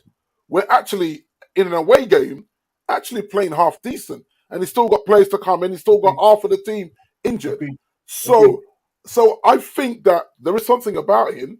I just think the talking, getting drawn in by the press. You've been here for a year. You know this press by now. He hasn't clocked it yet. And someone's got to pull him aside. Maybe Alex Ferguson got to pull him aside and say, fella, you've got to be a bit more smarter. Yeah, I think so. So until he wins the league, until he wins the league, then I'm going to hold back on the elite. I think you've got to win the league. You've got to win the league to turn around and say you're elite. Especially this league, with the way City are playing. Because City are, oh my Lord. No, man. Diego, thank you, my brother. I'm shaking your hand. I'm shaking your hand, bro. Yeah, Diego, we went over this earlier on in the show. The lines are the lines, my friend. Yeah, the lines are the lines. Yeah, and it was cool. Dermot Gallagher said, "No, but hear what? The lines were listen. No. It was this is in your favor, right? There was no different angle. It was but just say that goal does stand, right? The game still finishes 2-2. Arsenal still score. I still think they score. People say he changed the momentum. I think Arsenal always had a goal in them. We were wasteful as usual. We've been wasteful all season. But I think if it does go United 2-1, I don't think Arsenal bottle it on. I think Arsenal's too. Remember, 11 minutes had it on. I mean, they still score. When I think about it, and we share the spoils. When you look at that game, when you look at that game, I think we was kind of respectful of each other. In the sense that the first 20 minutes of the game, you had a lot of possession of the ball, and a lot of that was pretty much in your own half. I think Onana probably had the most touches. It was But what he did though, he took some good pressure off, didn't he, Norm? Yeah, no, 100%. He forced the play up the pitch. He put the play up. But the thing is Arsenal didn't know our front player, because normally last season we're pressing. You're pressing, exactly. We didn't know whether to come or go, and it was like because he's press resistant. Onana is press resistant. Yeah, exactly. But he was just so calm on the ball, and I know there are going to be times where he gets caught out, and they big time. He already has. He already has. He already has been caught out. But to see him how it's just like another midfielder. It's just a midfielder goal because the way he's so calm on the ball and everything. And what I noticed is that obviously my son, when we was watching the game and he was having all the thing, and then there was like one long ball that punt at the top, where Havertz makes a mistake, gives the ball away. Gives the ball away. Yeah. My man is onto it. Yeah. Reactor. What's it? What you call him? The art reactor. Mr. Ericsson. Yeah. And literally, Havertz couldn't even keep up with him, which is unbelievable as well. He didn't try. He didn't even try. Yeah, let's say that he didn't try. Let's say he didn't try. Yeah. Lovely ball to Rashford. Don't let Rashford come on his right. Don't. Ben White, you've got to do better than that. It's like golden rule, isn't it? Make him go wide. Yeah. And literally, okay, Ramsdale got a hand to it Big G was in not off the watching post, same game. 1-0. But within about 30 seconds of kicking off, you guys have switched off. We've progressed the ball lovely, right down, lovely link-up play with Nketiah, Martinelli, fire the ball for Martinelli, and Ericsson doesn't pick up the run from he was told by Martinez. You can see Martinez pointing to it and saying, this is when a team is always vulnerable after they just scored. Yeah. Because there's a level of you're not quite organized because you're hyped. And then you realize that, we're all out of position here. Because when we got caught out, like I say, only Martinez was like, get onto him. It's too late. By the time he's getting at him, the pass has already been made. The chance has already been created. And it's like, you know what I mean? And I mean, even if you look at your wingers against our fullbacks, I think our fullbacks won that one. No, I think Martinelli got more change out of Wan-Bissaka than Saka got out of Dalot. Dalot, Apart from the fact that Dalot is still sliding all the way to Spain or wherever. But you know what? He actually had. You see, with that one with Jesus, he had no choice. You either just let him shoot, or you just go for the slide tackle and wish for the best. But the way Jesus put his foot on the ball. It was like, oh my Lord! I just laughed. I know people. I wasn't even vexed. I just laughed because if you can see my background, that was nice. Obviously, our pictures are covering it up, but if you can see in the background, you've got Dalot lying on the floor, face down in the pitch, and you've got Jesus cupping his ear. What a picture! What a picture! What a picture! But you know what? But you know what? You know what? I look at that and say I have to take that one on the chin. As much as it hurts, and as much as there's always controversial, and there will be when you guys come to Old Trafford, there's gonna be some controversial moments again. So that's a low blow, Chelski. You know what I mean? But yeah, I think when the big guns all play each other, we're gonna have so much talking points now, and which is good because it's content for the show and stuff. But like I say, I'd still like to hear what they're talking about. That's me personally, like the American sports. And to be honest, listen, your team has taken a lot of this show because too much actually. I do apologize. Your team is the gift that keeps on giving. Yeah, more than it's for the wrong reasons. It's for the wrong reasons. Yeah. So I don't know what the future holds for Sancho. I don't know what the future holds for Anthony. Yeah, I'll be honest with you. If Anthony gets arrested, you can't get rid of Sancho. Simple as that. You can't. So this might be a blessing in disguise, even though these things are not good. You know what I mean? You don't want to say that, but for Sancho, the Anthony situation might be a blessing in disguise because Ten Hag might decide to pull him because if this stuff sticks, same thing like what we feared with Greenwood. Wherever he goes on the away day, he's going to get absolutely destroyed by the away fans. Cue Sancho. So these two have got to kiss and make up somehow. I don't know how, but they're going to have to do it. Sancho and Ten Hag going to have to sort this one out behind closed doors. And one of them come out and make whether it be an apology or a misunderstanding statement, just lie because they like to anyway. Just lie and move on because my Lord, I'm tired of it. Question from Asha. Big D, what is your finishing position this year? 4th. Okay, 4th. Okay, cool. So one worse than last season, which is a shame, but yeah, I'm being real. I nearly said 5th because 5th gets you a Champions League spot, but I think if he's progressing the team, we got to finish the top 4 now, unfortunately. Win another trophy. Win another trophy. Yeah. I think we are set up more as a cup team rather than a consistent league team right now. So I think we can go deep in one of the cups. I'm not going to say Champions League. I think that's a little bit ambitious. Because I mean, what's out there in your group? I mean, you've got Bayern Munich. Yeah. Do you think you get out of that? Sorry, do you think you get out of that group? Barely. Because we're not good away from home, Norm. Still, and that's what he's got to figure out for me. What is wrong with us away from home? Yeah. And we may see the same results within the Champions League, and God forbid we get any away draws. Now I said 4th, not bottom from 4th. Come on, man, English, Asher. I did say 4th with a TH on the end, not 4. Come on, man. I know you want to banter me today. I love it. I do love that about you. I know that you come for me strong in it, but it's Big D, man. It's Big D for a reason, isn't it? Big D don't take that nonsense. You know what I mean? I will thank you. I've learned a special set of skills over my years.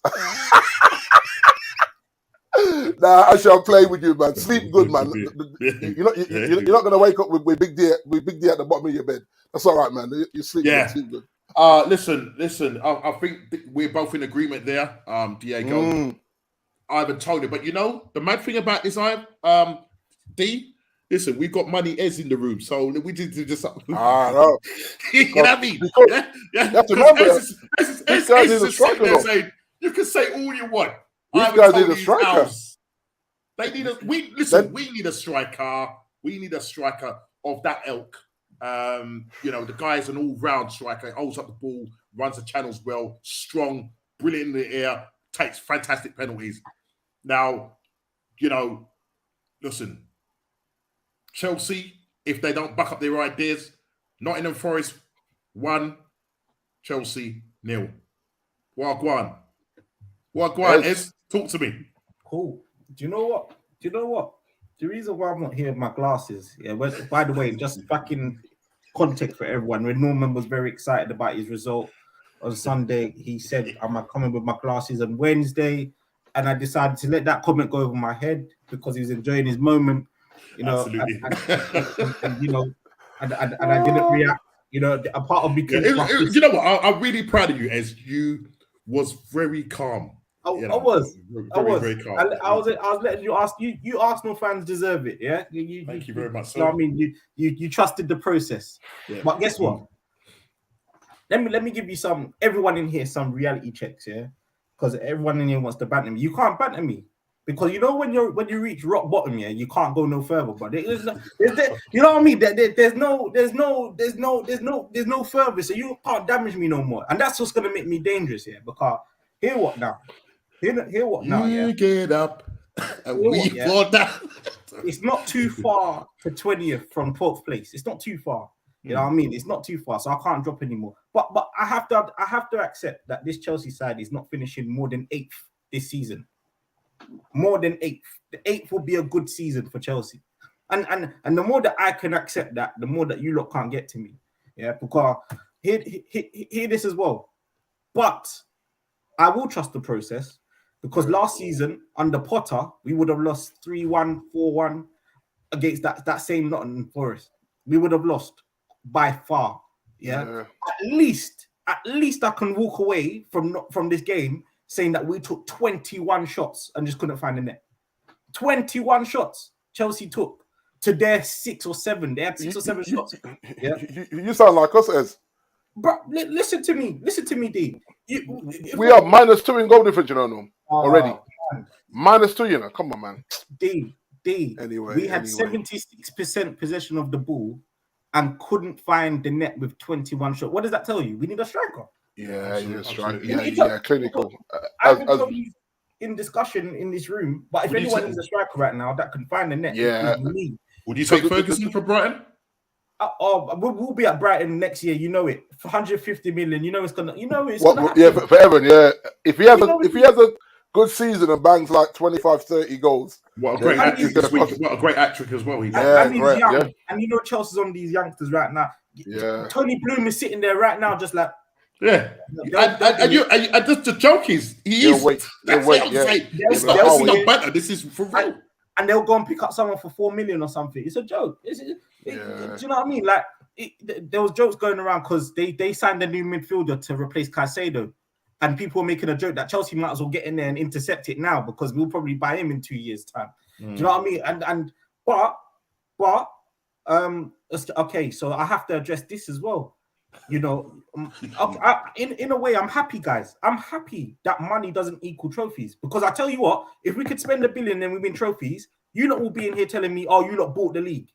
You lot bought. It doesn't work that way. Ask PSG. They had Neymar, Mbappe, and Messi, and they couldn't win the Champions League. Yeah, you can't buy these things. That's not how it works. But the one thing we have done, because these American guys, they're investors. They've spent a lot of money on youngsters because they know they're going to develop and sell them, hopefully, if they're planning. I mean, you've gone away from that model where you buy ready-made world-class players Absolutely. to now buying potential. That's Absolutely. your model true, now. that's true. Yeah. But it's a lot of money. What I'm saying though is it's a lot of money on potential. And, but these guys want to I think people look at the 1 billion spent. I was talking to a Chelsea fan on Saturday at a function. And the first thing I said, well, you know, you're losing one. Oh, no, you know, we only spent this amount. And I was trying to explain to him, is that at the end of the day, you paid £150 million for Caicedo. I don't want to hear about net spend. Okay. Listen, let me break this down. No, what I'm saying is, what I'm trying to say is, net spend doesn't determine how good that value of that player is. Because at the end of the day, you've come in quids in by selling all your players. But I'm just saying, at the end of the day, all I'm looking at is Caicedo, who's made 2 great mistakes. Yeah, his debut for Chelsea hasn't been brilliant. Yeah, after 19 games, you know, you're looking at this player thinking, bro, yeah, but no, £115 million, and and he's not lived up to that at the moment. But this is what I would say, and I've actually stopped looking at the actual price tag because I have a feeling that this is my take on it. But the problem is we live in a social media driven world, yeah. And but let me land on this, Norm, and see if you agree with me, right? So if I buy Normski for 100 mil, right? Normski never asked me to pay 100 mil for him, but he wants to come to my club. Now, this is where my problem is. If I play Normski 375k a week, yep, that's different. And he's not putting up trees, I've got a problem with that. I'm not bothered about the price tag. That was my choice to pay that price tag. It was like, Normski, I'll bring you in, and this is your weekly wage. I hear that, but what it does is it puts a lot of pressure on the player that's being purchased, because he's got that. Yeah, but you want to come though, Norm. You want to come to Man United to play for me. Yeah, but that's what I'm trying to say. The expectation. Yeah. The expectation is that it's like Declan Rice. You're expecting Declan Rice to perform. Yeah, but Norm as well. Remember as well, though, right? Just say you're your agent. Like you do a freeway call and you call me, and you say, D, I really want to come to Man United. And I say, okay, Normski, Ed's your agent, right? You guys have to go back to the club and say, Man United will pay the 120 for Normski. And you negotiate it. Everything else, like, even put a transfer request in, and I'll look after you at the other end. Forget about the money you would have made in the transfer. Put a request in, I'll take care of you. This goes on, as you know it goes on. 100%. And so that's why I don't get, before I used to get really hung up on the price tag, but now with Anthony, I'm annoyed at what we're paying him and he's not performing. Forget about the age. Same for Sancho, right? Same for Sancho. 350. Come on, Jaden. The thing is, these men are on low wages. Caicedo is just about on 100 and something a week, yeah? Is it? Same for Enzo. Are you guys? About 100 bags. 150. Oh, you guys are paying him low then? Well, not low, but in terms 100%. Of yeah. He has to earn the bigger pay. So with performance, that's how they're all working now. So these long 9-year deals, they're not fixed wages. Yeah. No one's going to sign a wage for that long, and they know that they can't earn more. They're fixated on their variable wages based on performances, based on team performances and individual things that you can do as a player to get your wages more within a certain period. Yeah. And so go on now. I was gonna. So that's that side. So Caicedo, Enzo, even Mudrik's just about breaking 100 bags a week. You know, just about. So the value and what a player is worth are two different things. I've been trying to explain this to people. There's a player that's worth 100 million. There's a player that's valued 100 million. There's two different factors. Yeah. Do you know what I mean? And if you look at just say you look at Anthony, this was probably with you guys in the summer about the Rashford 375 week. I thought it's 325. I mean it's 375, which is even yeah. Wow. Right? And I'm saying 375, and he can't be fluid across the front three. He's having a wobbly because Ten Hag saying, bro, with the injuries, I need you to play through the middle. I'm paying you 375 a week. Rashford's telling a reporter or somebody, I don't like playing through the middle. It's not where I want to be. Bro, you know what? We're paying you a week. Play through the middle and score yours. And that's where I get vexed now. Like, it wasn't about, I don't think Rashford should get that kind of money. I know what Rashford is like when he don't get his own way on that kind of money. And he was doing that when he was on his 250 a week. He was doing that. Like someone said, he should just go and feed the kids, because that's where his heart is. You can't think up the joint for 3 games and then I'm back on the left now. Okay, now I'm going to play football now. What's that? Yeah. So it's like, so basically, for the first 3 games, he stole a living because he wasn't trying up front. And the fans are supposed to just take it and say, all right, yeah, you weren't feeling play through the middle. Bro, you literally flew, you could, whether it be the right, the left, or through the middle. I'm paying you $375 a week. Okay, and you cost us nothing either. You came from the academy. When I say nothing, you know, I mean, we invested in your development. Right. And I look at that and I say, that's why she don't watch football now. She said it's ruined because of the wages and stuff. And I was like, I hear you. She goes, no, I can't watch it because, you know what I mean? When you have to get up, when you have to go on the road now at 10 o'clock tonight and during the dark in all kind of weather, them man ain't care about you. No, for real. Yeah, let me land it. Yeah, go on. Yeah, yes. So with Chelsea, quickly, I don't mind as now because I've had to accept that we're not under Roman no more. And if we wouldn't be buying youngsters. We would be buying the likes of ready-made players. We said no to James Maddison, not because he's not a good player, but he's beyond that bracket of a young player, if you like. We said no to Neymar got offered to us by PSG. We said no because he's past a certain place. So we're really trusting that this young developing of young players that are going to play together for a long time will become the answer, and we won't need to be in the market. And if we are in the market, it's because it's a one player out, one player in system. You know what I mean? If Sterling leaves, we're bringing in the equivalent of Sterling next. You know what I mean? Yeah. And Ez, let's not forget, in the last 20 years, Chelsea is still the most successful club in London. Well, this is mad. This is the thing, man. So people tend to kind of throw that out in what's going on now. You can't throw that out. Yeah, like I don't think Chelsea have got anything to prove. Yeah, because I've spent that money because of what they've done. It's like Chelsea got money in the bank. Yeah. You know what I mean? And Man City have got their money in the bank. So if Pep leaves and Man City dip for 2 years, we can't really trust them.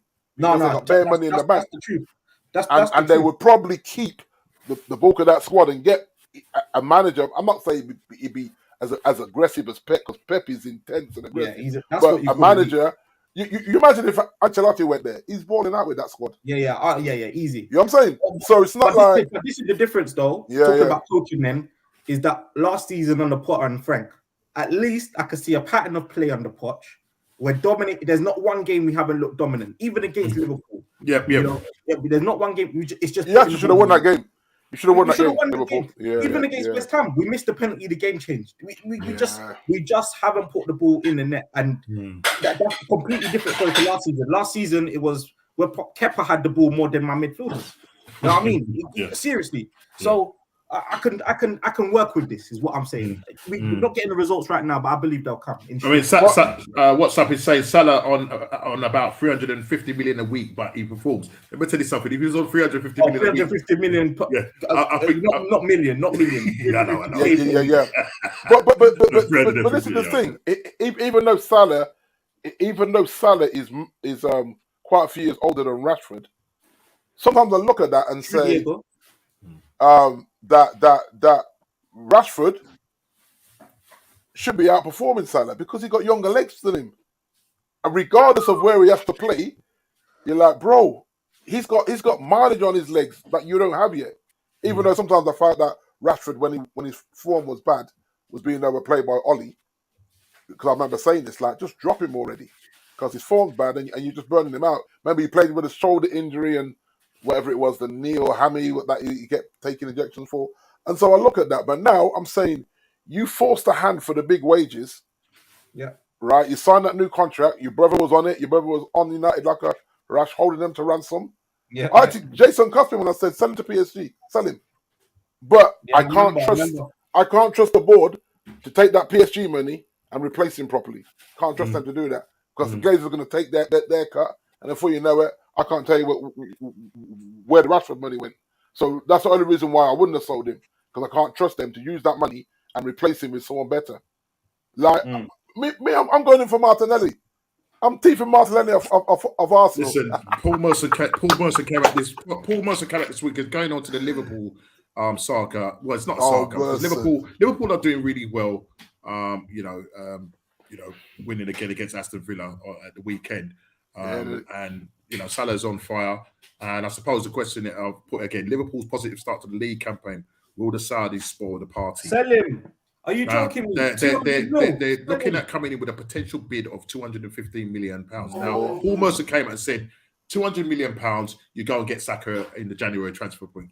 Is this man having a laugh? Well, I don't know, but this guy's... And he's supposed to be an Arsenal fan as well. No, he's a Chelsea fan. He's a Chelsea fan. He played for Arsenal. He's a Chelsea fan. Yeah. Oh, that's funny. No, man, leave that out. Leave that out. No, he's right though. He's right though. You have, if they cut, he's good. Salah is 32 this season. Are you joking me? 250 million for 32. I would say, you know what? If I was the board, I asked this to Kofi. I said, Kofi, I'm taking the money. FSG, take the money, invest it. You've got enough strikers. They've got a heavy attack. Oh yeah, this is one thing Liverpool have to worry about is firepower. Yeah, their firepower is nuts. I look at that front 5 and 6, and I'll be like, Lord of mercy, these man got bare. And you know what? Fergie did this when he had Cole, York, Sheringham, Andy Cole. Then he had Giggs and Kautesis that were banging in. He had Paul Scholes contributing with goals from midfield. We were gun-ho heavy when we were winning under Fergie. So Liverpool are doing it right. Like that front 5 or 6 all got goals in them, all got double-figure goals in them for the season. That's a problem because if you look at it, realistically, just with their firepower, Liverpool should be the ones pushing City this season. If you're really being honest. If they lose, I mean, I don't know when the actual Saudi window closes. I don't know if it's a couple of weeks' time, isn't it? A couple of weeks. Yeah, I'm not too sure. Later in the month, definitely. Listen. No, but I really don't know what's going to happen. So go on. What you say? They're offering him 3.4 million a week. My Lord. Yeah. I'm keeping in mind we were going mad when Neymar's on 2.4.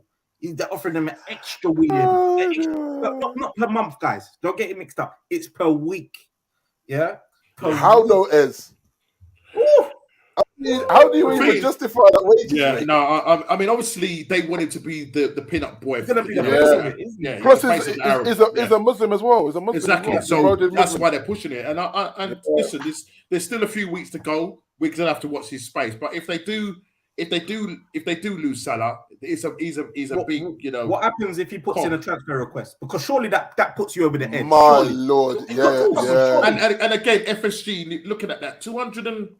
All right, the fact that he's going to get 3-point-something million a week plus FSG 200-something mil, you go and reinvest that in the side in the January transfer window. Well, of course, Norms, because I'm saying you're one major injury away from being finished at 32 this season.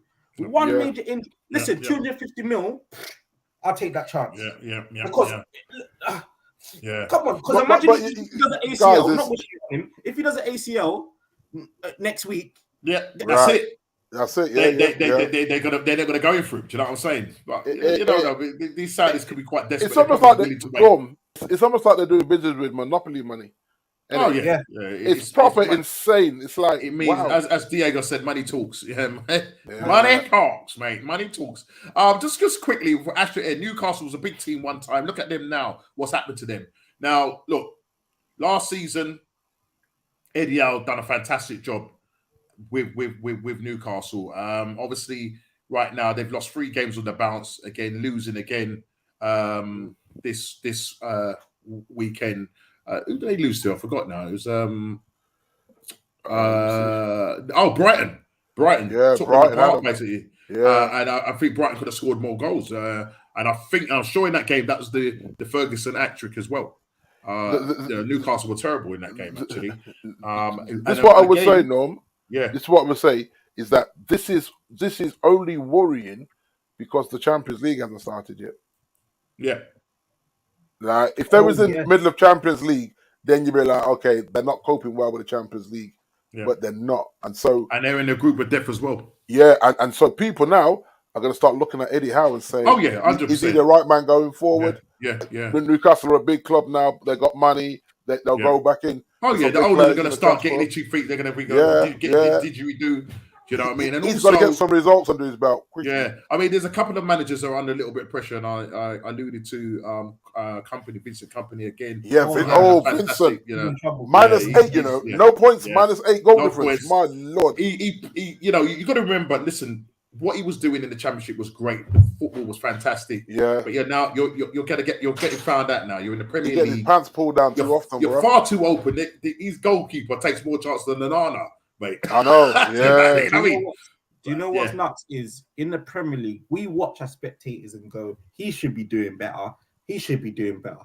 But you see, when you're on that pitch in the Premier League, the pace that this league goes at doesn't match what we watch. It doesn't. Right. And what these lot do, and we see it with championship teams that come up. Boy, if you don't, especially if you don't bring in some experienced legs and young enough legs. So you need some experienced heads and young enough legs. Yeah. Somewhere in the balance of them. And you know what? You see Burnley as well. But Burnley, they're playing Monday Night Football away to Forest after the international break. They're going to learn. They're going to have to win that game. If they lose that game, Vincent may be on the block. No, listen. Forest this season have signed 36 players. 36 players incomings. Yeah. Ridiculous. Now listen. Now, sorry, this year, not just this window, but this year. Now, they are in every position 2 to 3 players. They don't get tired. They don't. They're the new Burnley. They're the stubborn team that don't rest. You saw that Norms on opening day. I know. You saw that. Yeah. D, you went 2-0 down, and Chelsea learned exactly. the hard way. So this is. Hey, I don't think Burnley get points there either. No, I don't. Personally speaking, and if they don't get points at Forest, then they have to look at Bournemouth and them, man. And you'll look at that, and fans are going to start getting restless with him, Norm. Yeah. Oh, 100%. Because just say he goes 2-0 down to Forest on Monday Night Football. That means that's 5 games, 0 points, and a -10 goal difference already. It's like, rah, bro. I thought Luton were the whipping boys, but listen, the teams that I like, looking at it now in a cold light of day now as it stands, is Luton, Burnley, and to a point after he probably put Everton, Sheffield United, because Everton right now are in big trouble though. Luton are going back down because they didn't make enough signings for me. I think they spent, what was it? When they went through the signings from top to bottom, obviously Chelsea on 400-something million. I think Luton made a sign of something like 9 point something million. Their chairman's waiting for that parachute payment, mate. He already knows. He knows. He knows what time it is. So I think they're even reluctant to do much to the stadium as well. Exactly. They know that boy. They're gonna try and wing it this season and see what happens. You know, I think they're just there for the vibe, for the party. Yeah. We'll see what happens. So to a degree, I don't even think they're playing with any pressure. Do you know what? I don't really. I don't think they're going to the game thinking, you know what, we need to stay up. Whereas Burnley want to stay up. Burnley want to stay up. I don't think they want to stay up. Parachute money. Burnley's got backing, you know. They actually got money. Yeah. And you see Vincent as well. Vincent will feel like he's learned enough under Pep to have these guys to stay up. Yeah. So it'd be interesting to see whether they stick with Vincent and say, give him time. Turn this around. Vincent, especially in this international break, he'll be tempted to change what he knows works for him. And that will be interesting. I always find it funny when managers do the stick or twist thing. It's like, do I change what I know works and go to something just to show everyone that we can maybe sit back and make low blocks, or do we play our football a bit like what's his name, Bielsa? Yeah, Bielsa was like, we're playing football whether we lose. Exactly. And I'll go as far as saying, if they kept him, they played with no filters, man. Leeds, and it almost baffled some of the big team because it's like, hold on, wait a minute, they're coming at us. Yeah, and literally they just didn't stop. You know what I mean? I remember one season when we went there, we got out of that game with a scuff on our teeth, mate. I think we got 1-0 win, but they just kept coming at us. Yeah, and if you look at him as well, Bielsa, he had. I just thought he had money in the bank. I was shocked when they fired him. I'd be like, bro, this for one manager in the league that you think had money in the bank to say, allow it, let him figure this out. I think since Bielsa's gone, I think they've ended up having like 2 managers. Yeah, exactly. Right. So they lost the stability, unfortunately. Just a quick question from Asher again. Ez, would you take Smith Rowe? What, the Croydon De Bruyne? Absolutely. I would Croydon De absolutely. Bruyne, you know, like that. Asher, he's being mistreated at Arsenal. Big up to Yes, Scott Scott. in the future, my brother. Yeah. Yes, Scott. Yeah, no. Smith Rowe is being mistreated at Arsenal. You know, I thought he would have some credit in the bank. They should not have gone and signed Havertz to play in a position where he plays and played well when he was fit. God, You know what I mate, mean? I don't understand that move. That move. Listen, people say we've got an agenda against Havertz. We have not got an agenda against Havertz. No. You're not good. It's just as simple as that. You're not. not good enough for this side. Yeah. And the question was asked after the game, the post-match game. They asked. You know, listen, it is pre-match interview. I don't know if this was last week when he said. No, I think he said. Why are you playing Partey in that inverted right back role? And he said, oh well, you know, when we played Man City, we played 43 different formations. I'm like, is this manager for real? Then after the post-match interview, after the game, right, they said, listen, you know, we can see that Havertz is struggling. And then he sort of said, well, you know, when I met my wife, you know. I hate when he does this. You know what, he's talking about when he met his wife, it was hard and it was difficult. And one day it was amazing and it all clicked. You know, and Rashi, what for you? You lied to yourself. What for you? Yeah. But Norm's a key. He went on to use that analogy to give Havertz confidence and said, "Don't worry, just like it was with my wife, it will be like that with you." Are you joking me, brother? Listen, if you're talking to me, brother, it's better you don't mention no wife. You know, for me, I'm sure his wife was highly offended by that. Like, wait, what? What's he talking about? Yeah. Oh, it's frozen on us. Ez is frozen on us. Saka's been nominated for the Ballon d'Or. Is it? Yeah. Oh, I mean, listen, we know he's probably going to end up with Haaland getting it, isn't it? More than likely, yeah. Just because they won the treble, isn't it? Yeah, the treble, broke how many goal scoring records? Yeah. You'd actually feel that Haaland was robbed if he didn't get it. If Arsenal won the league, though, could have changed it. Could have been another game changer. Yeah, you never know. Yeah.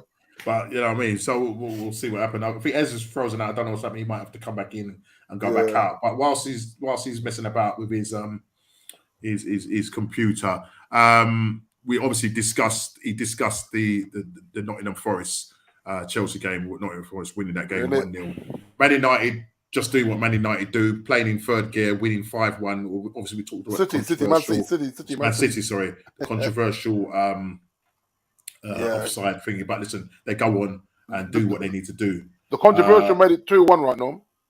So, that wife is giving him frying pan treatment when he gets home. Exactly, man. You know what I mean? What are you chatting about? You know what I mean? Like, should be offended hearing that. So listen, Man City just doing what Man City do. Man City things, But Brentford 2, AFC Bournemouth 2, and then on Sunday, obviously our game. We talked about the big Havertz miss, which was just absolutely ridiculous, and Saka also missing a sitter. Do you know what I mean? Yeah. I think, personally speaking, I think we deserve to win it. I mean, some people say we were more deserving a draw, but I think we had the more chances. That's my personal opinion. Yeah. Some people might not agree with that, but I think overall we deserve to maybe come away with 3 points, even though, albeit it was in Fergie time, but it is what it is.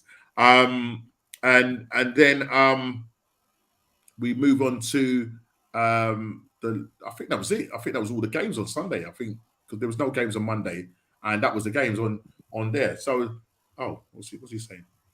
What's he saying? Yeah, he said it cut out. He said the stream just cut internet out. cut off. Pay those. You need to pay those bills, bro. Yeah, I'm on the McDonald's Wi-Fi. But anyway, let's just quickly move on to the last thing because we've been going for 2 hours straight. And really want to thank everybody in the chat. Please hit that like button, subscribe, and share if you are new. The last thing I just want to talk about is the actual what's going on prediction league. So this is game week 4. So let me share there. And then after that, what's this? Big D. What's this? Big D. Okay, just let me ask this question here. Oh, Asher is saying, Big D, which player from your team would get in the Arsenal team? Which player from my team and getting the Arsenal team right now?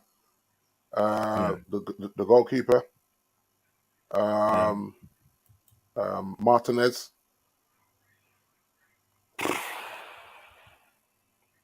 And Casemiro in a double pivot with Rice. There you go. That's three off the bat. Yeah, that's three off the bat. Yeah. You're not putting Bruno in there. No, he No, wouldn't. okay. He wouldn't. Okay. He's not. You guys to drop him because he's giving the ball away too much for you. You bench him, and that's not been horrible. That's just a fact. You bench him now. Yeah. You'll be like, oh man, he's just giving the ball away. As much as the energy he brings, he gives the ball. This is why no one came in for him when we went for him. He's not press resistant, and the way he turns the ball over, trying to be creative, it's just shocking, man. Yeah. And I think Haaland, once he gets up to speed. Yeah, he looked. I must admit, when he was a handful, wasn't he? Yeah, he was a handful. But I think Gabriel handled him well. I think Gabriel held him well. But I think the problem with Gabriel sometimes, I think Gabriel sometimes he can be a little bit like a rash. You know what I mean? He needs to stand off a little bit because that's what I'm saying. He was trying to play Didier Drogba. Who else would do that against him? Didier Drogba, even Lukaku. Turning them. You know what I mean? When the player can touch and feel you, and then he spins you. Do you know what I mean? It's that. You know what I mean? You see in that game though, I would have liked to have seen Haaland. I've got 45 minutes. Yeah. Because we got 5 subs to use in a big game. I think you give him 45 minutes now. Yeah. And then you make your other 4 subs later on in the game. But nah, that's not my manager. Something like that. Yeah. Okay, let me just quickly share the what's going on prediction game results for game week 4. We won't do the game week 5 because we got this international 2-week break. So when we return, obviously there's going to be stuff to talk about next week and whatever. You see when we return though, Norm? When we return to game week 5.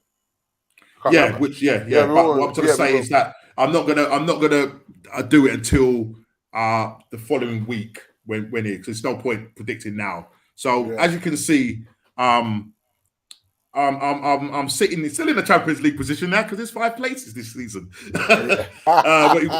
got Big D getting 1 point. Obviously, you had gone for your prediction.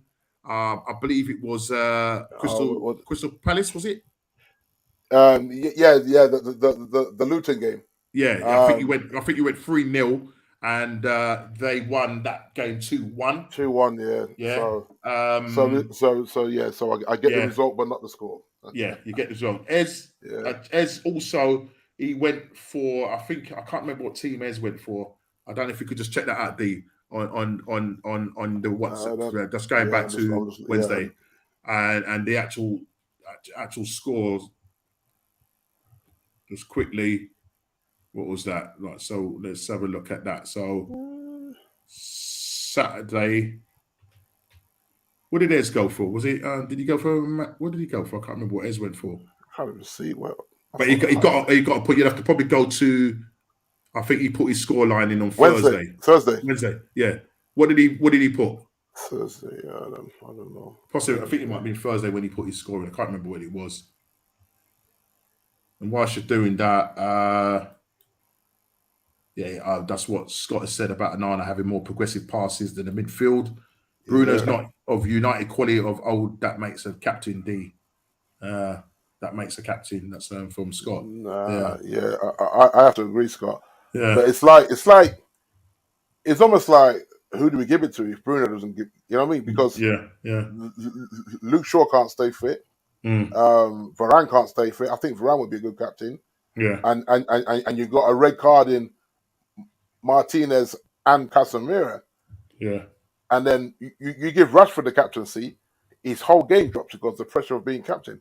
So it's a wild one. Oh, you find that. So I put Luton. You were Brentford 2, Bournemouth 2, Kofi 2-2, Man United. I'm still not seeing this. Okay. Ez would have probably been on. I'm on Thursday now. So Ez he put his win on the Saturday. So Ez went for a 2-1 win against Burnley, right, so he got the outcome right, but not the exact score. It was 5-2 that Tottenham ran out winners, and again Ange Ball is kicking in, and they're playing well at the moment. So we'll see what happened. Diego is saying that this season I'm back in Chile to top the prediction table. Sorry, Big D. That's all right, Diego. That's all right. I'm used to being the underdog in life. Don't worry about all that, mate. Yeah, not a problem, my friend. And Andy went for Palace 2. It was Palace 2. They played Wolves, and I think they beat them 3-2. But Right. myself, I went for a 2-0 win, Brentford against Bournemouth. That ended up being 2-2. And Kofi went for a 2-2 draw with Man United, right. and that, but he didn't get that Desmond, one right. Yeah, so in the end, so as you can see at the moment, it's Big D on 3 points.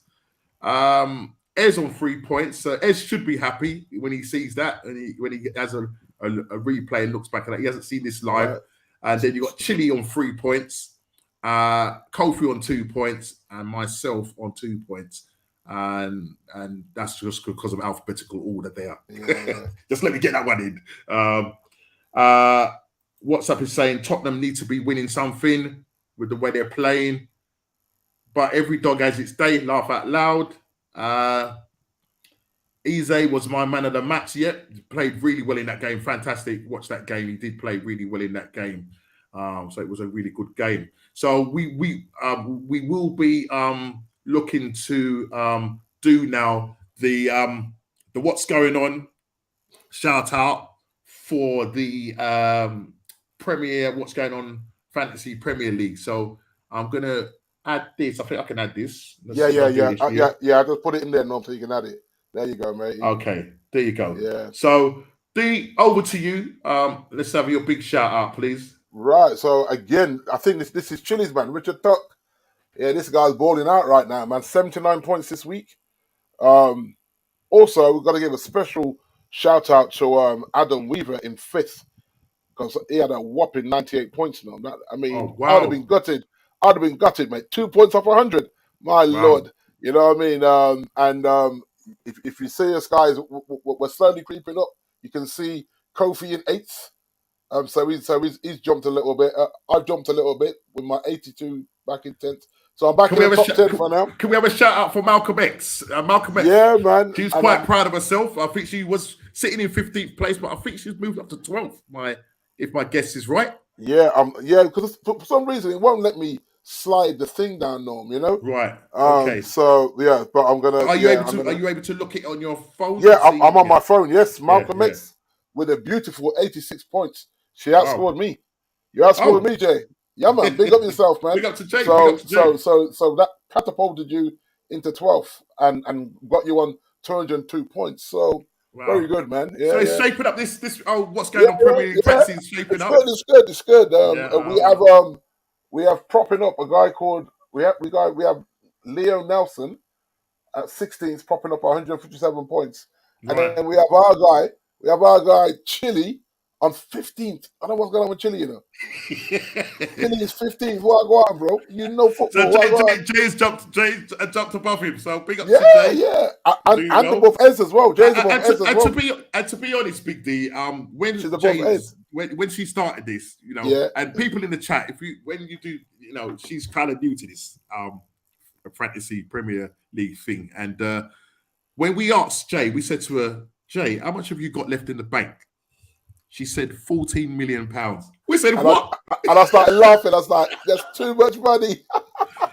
And she said, I've made some transfers too and still have money in the bank. But she has now taken my foolish advice and got Haaland in the team. She captained him as well. So there you go. He got an hat trick. Yep. Got an hat trick. Scott, what's Scott saying? Where's Scott? Where is Scott? Where's Scott? He just didn't know where he is. He wants Scott, a shout out there. Where is Scott? Man like Scott. Where's Scott? Scott is in 6th place. He's doing very well. A nice solid 75 points per Scott. So his overall total is 241. So he's not even 40 points behind the leader. So like I always say, you got to stay within 30 to 40 points of the leader. Yeah, and you just, as the weeks go on, you draw them in, and then he said he spent a lot. Scott spent a lot. Yeah, Scott. I think I've got I think I've got like 0.2. Just Literally. from Asher, he said, "Good show. Going to have to go. Man United just asked me to fix the roof." Asher. And I am assistant manager, Normski, in the house. People in the chat. Big up to all of you. Yeah, man. Big up you guys, it's man. been a fantastic show. Thank you for Like sticking and with us. share, guys. Like and share. Hit that like button. Subscribe and share if you are new. And listen, onwards and upwards. Next week we're gonna see what happens. Listen, this show could be taken over by Man United. I just saw somebody. Oh, that's just got rid of. I saw somebody. I thought I just saw somebody come in. Listen, this show. I actually hope not. No, I hope not. No, I thought we. Let's hope it's not. Let's hope it's not. Obviously, and our players behave ourselves. We know that at the moment. We know that it's the international break. We know it's still it's the international break. We're hoping that all our players, as Diego says, all come back well. Because exactly. if not, there's going to be some trouble. You understand? So I'm hoping that we all come back injury free. What's up? But it always is the case. We're 5 games in, guys. 4 games in, and we're in the international break. I hate it. Just don't get it. Don't get it. Yeah, don't get it. But I mean, it's a flip for me because it's great to get that last minute 3-1 result against you. Yeah, and then we're going into international break. For you got to sweat for 10 days. Yeah. What could have been? I think for you want to get back in and play again. Do you know what I'm sort of saying? Yeah. Well, you know what? With the 2 new players in, with Amrabat in, it gives him time to get up to speed, and hopefully Haaland can play 1 game a week, and we get him starting. And listen, I really do think he looks like a promising player. He's got a lot of potential. Bags of potential. He's strong. He's big. And you've got a focal player now. Hopefully, the players will, very much in the ilk of Haaland. Obviously not from goal scoring prowess, but the fact that he's a focal point and he can hold up and bring other players into it. So we'll see what happens. Because for me, he gets his first one, and I think he settles in, mate. Yeah. But then wingers have got to pass to him, and he's going to have to rely a lot on Casemiro and Eriksen. Yeah, because sometimes Rashford, even though he's doing that, you need to use a bit of this, look up and pass. You understand? Yeah, I don't get it. And release the ball. It's too long in the game, Norm, for him not to be doing this now. Way too long in the game for me, but we'll see. But listen, great show, Norm. Great show, my friend. Please hit the like button, subscribe, and share. If you are new, what's that? Was there another question here? Hold on, just 1 second. Jesus in the Bruce good after just coming back from injury. I'm praying and hoping that everything goes well. The last thing you want, Scott. Last thing you want. Yeah. He's just coming back. I'm hoping you want him to stay at home, no air miles on the body. And just stay at home and rest. But there you go. We're just gonna have to see what happens. But listen, people, smash the like button, subscribe and share if you're new. And let's make this road to 300. Take care. Good night and God bless. God bless, guys.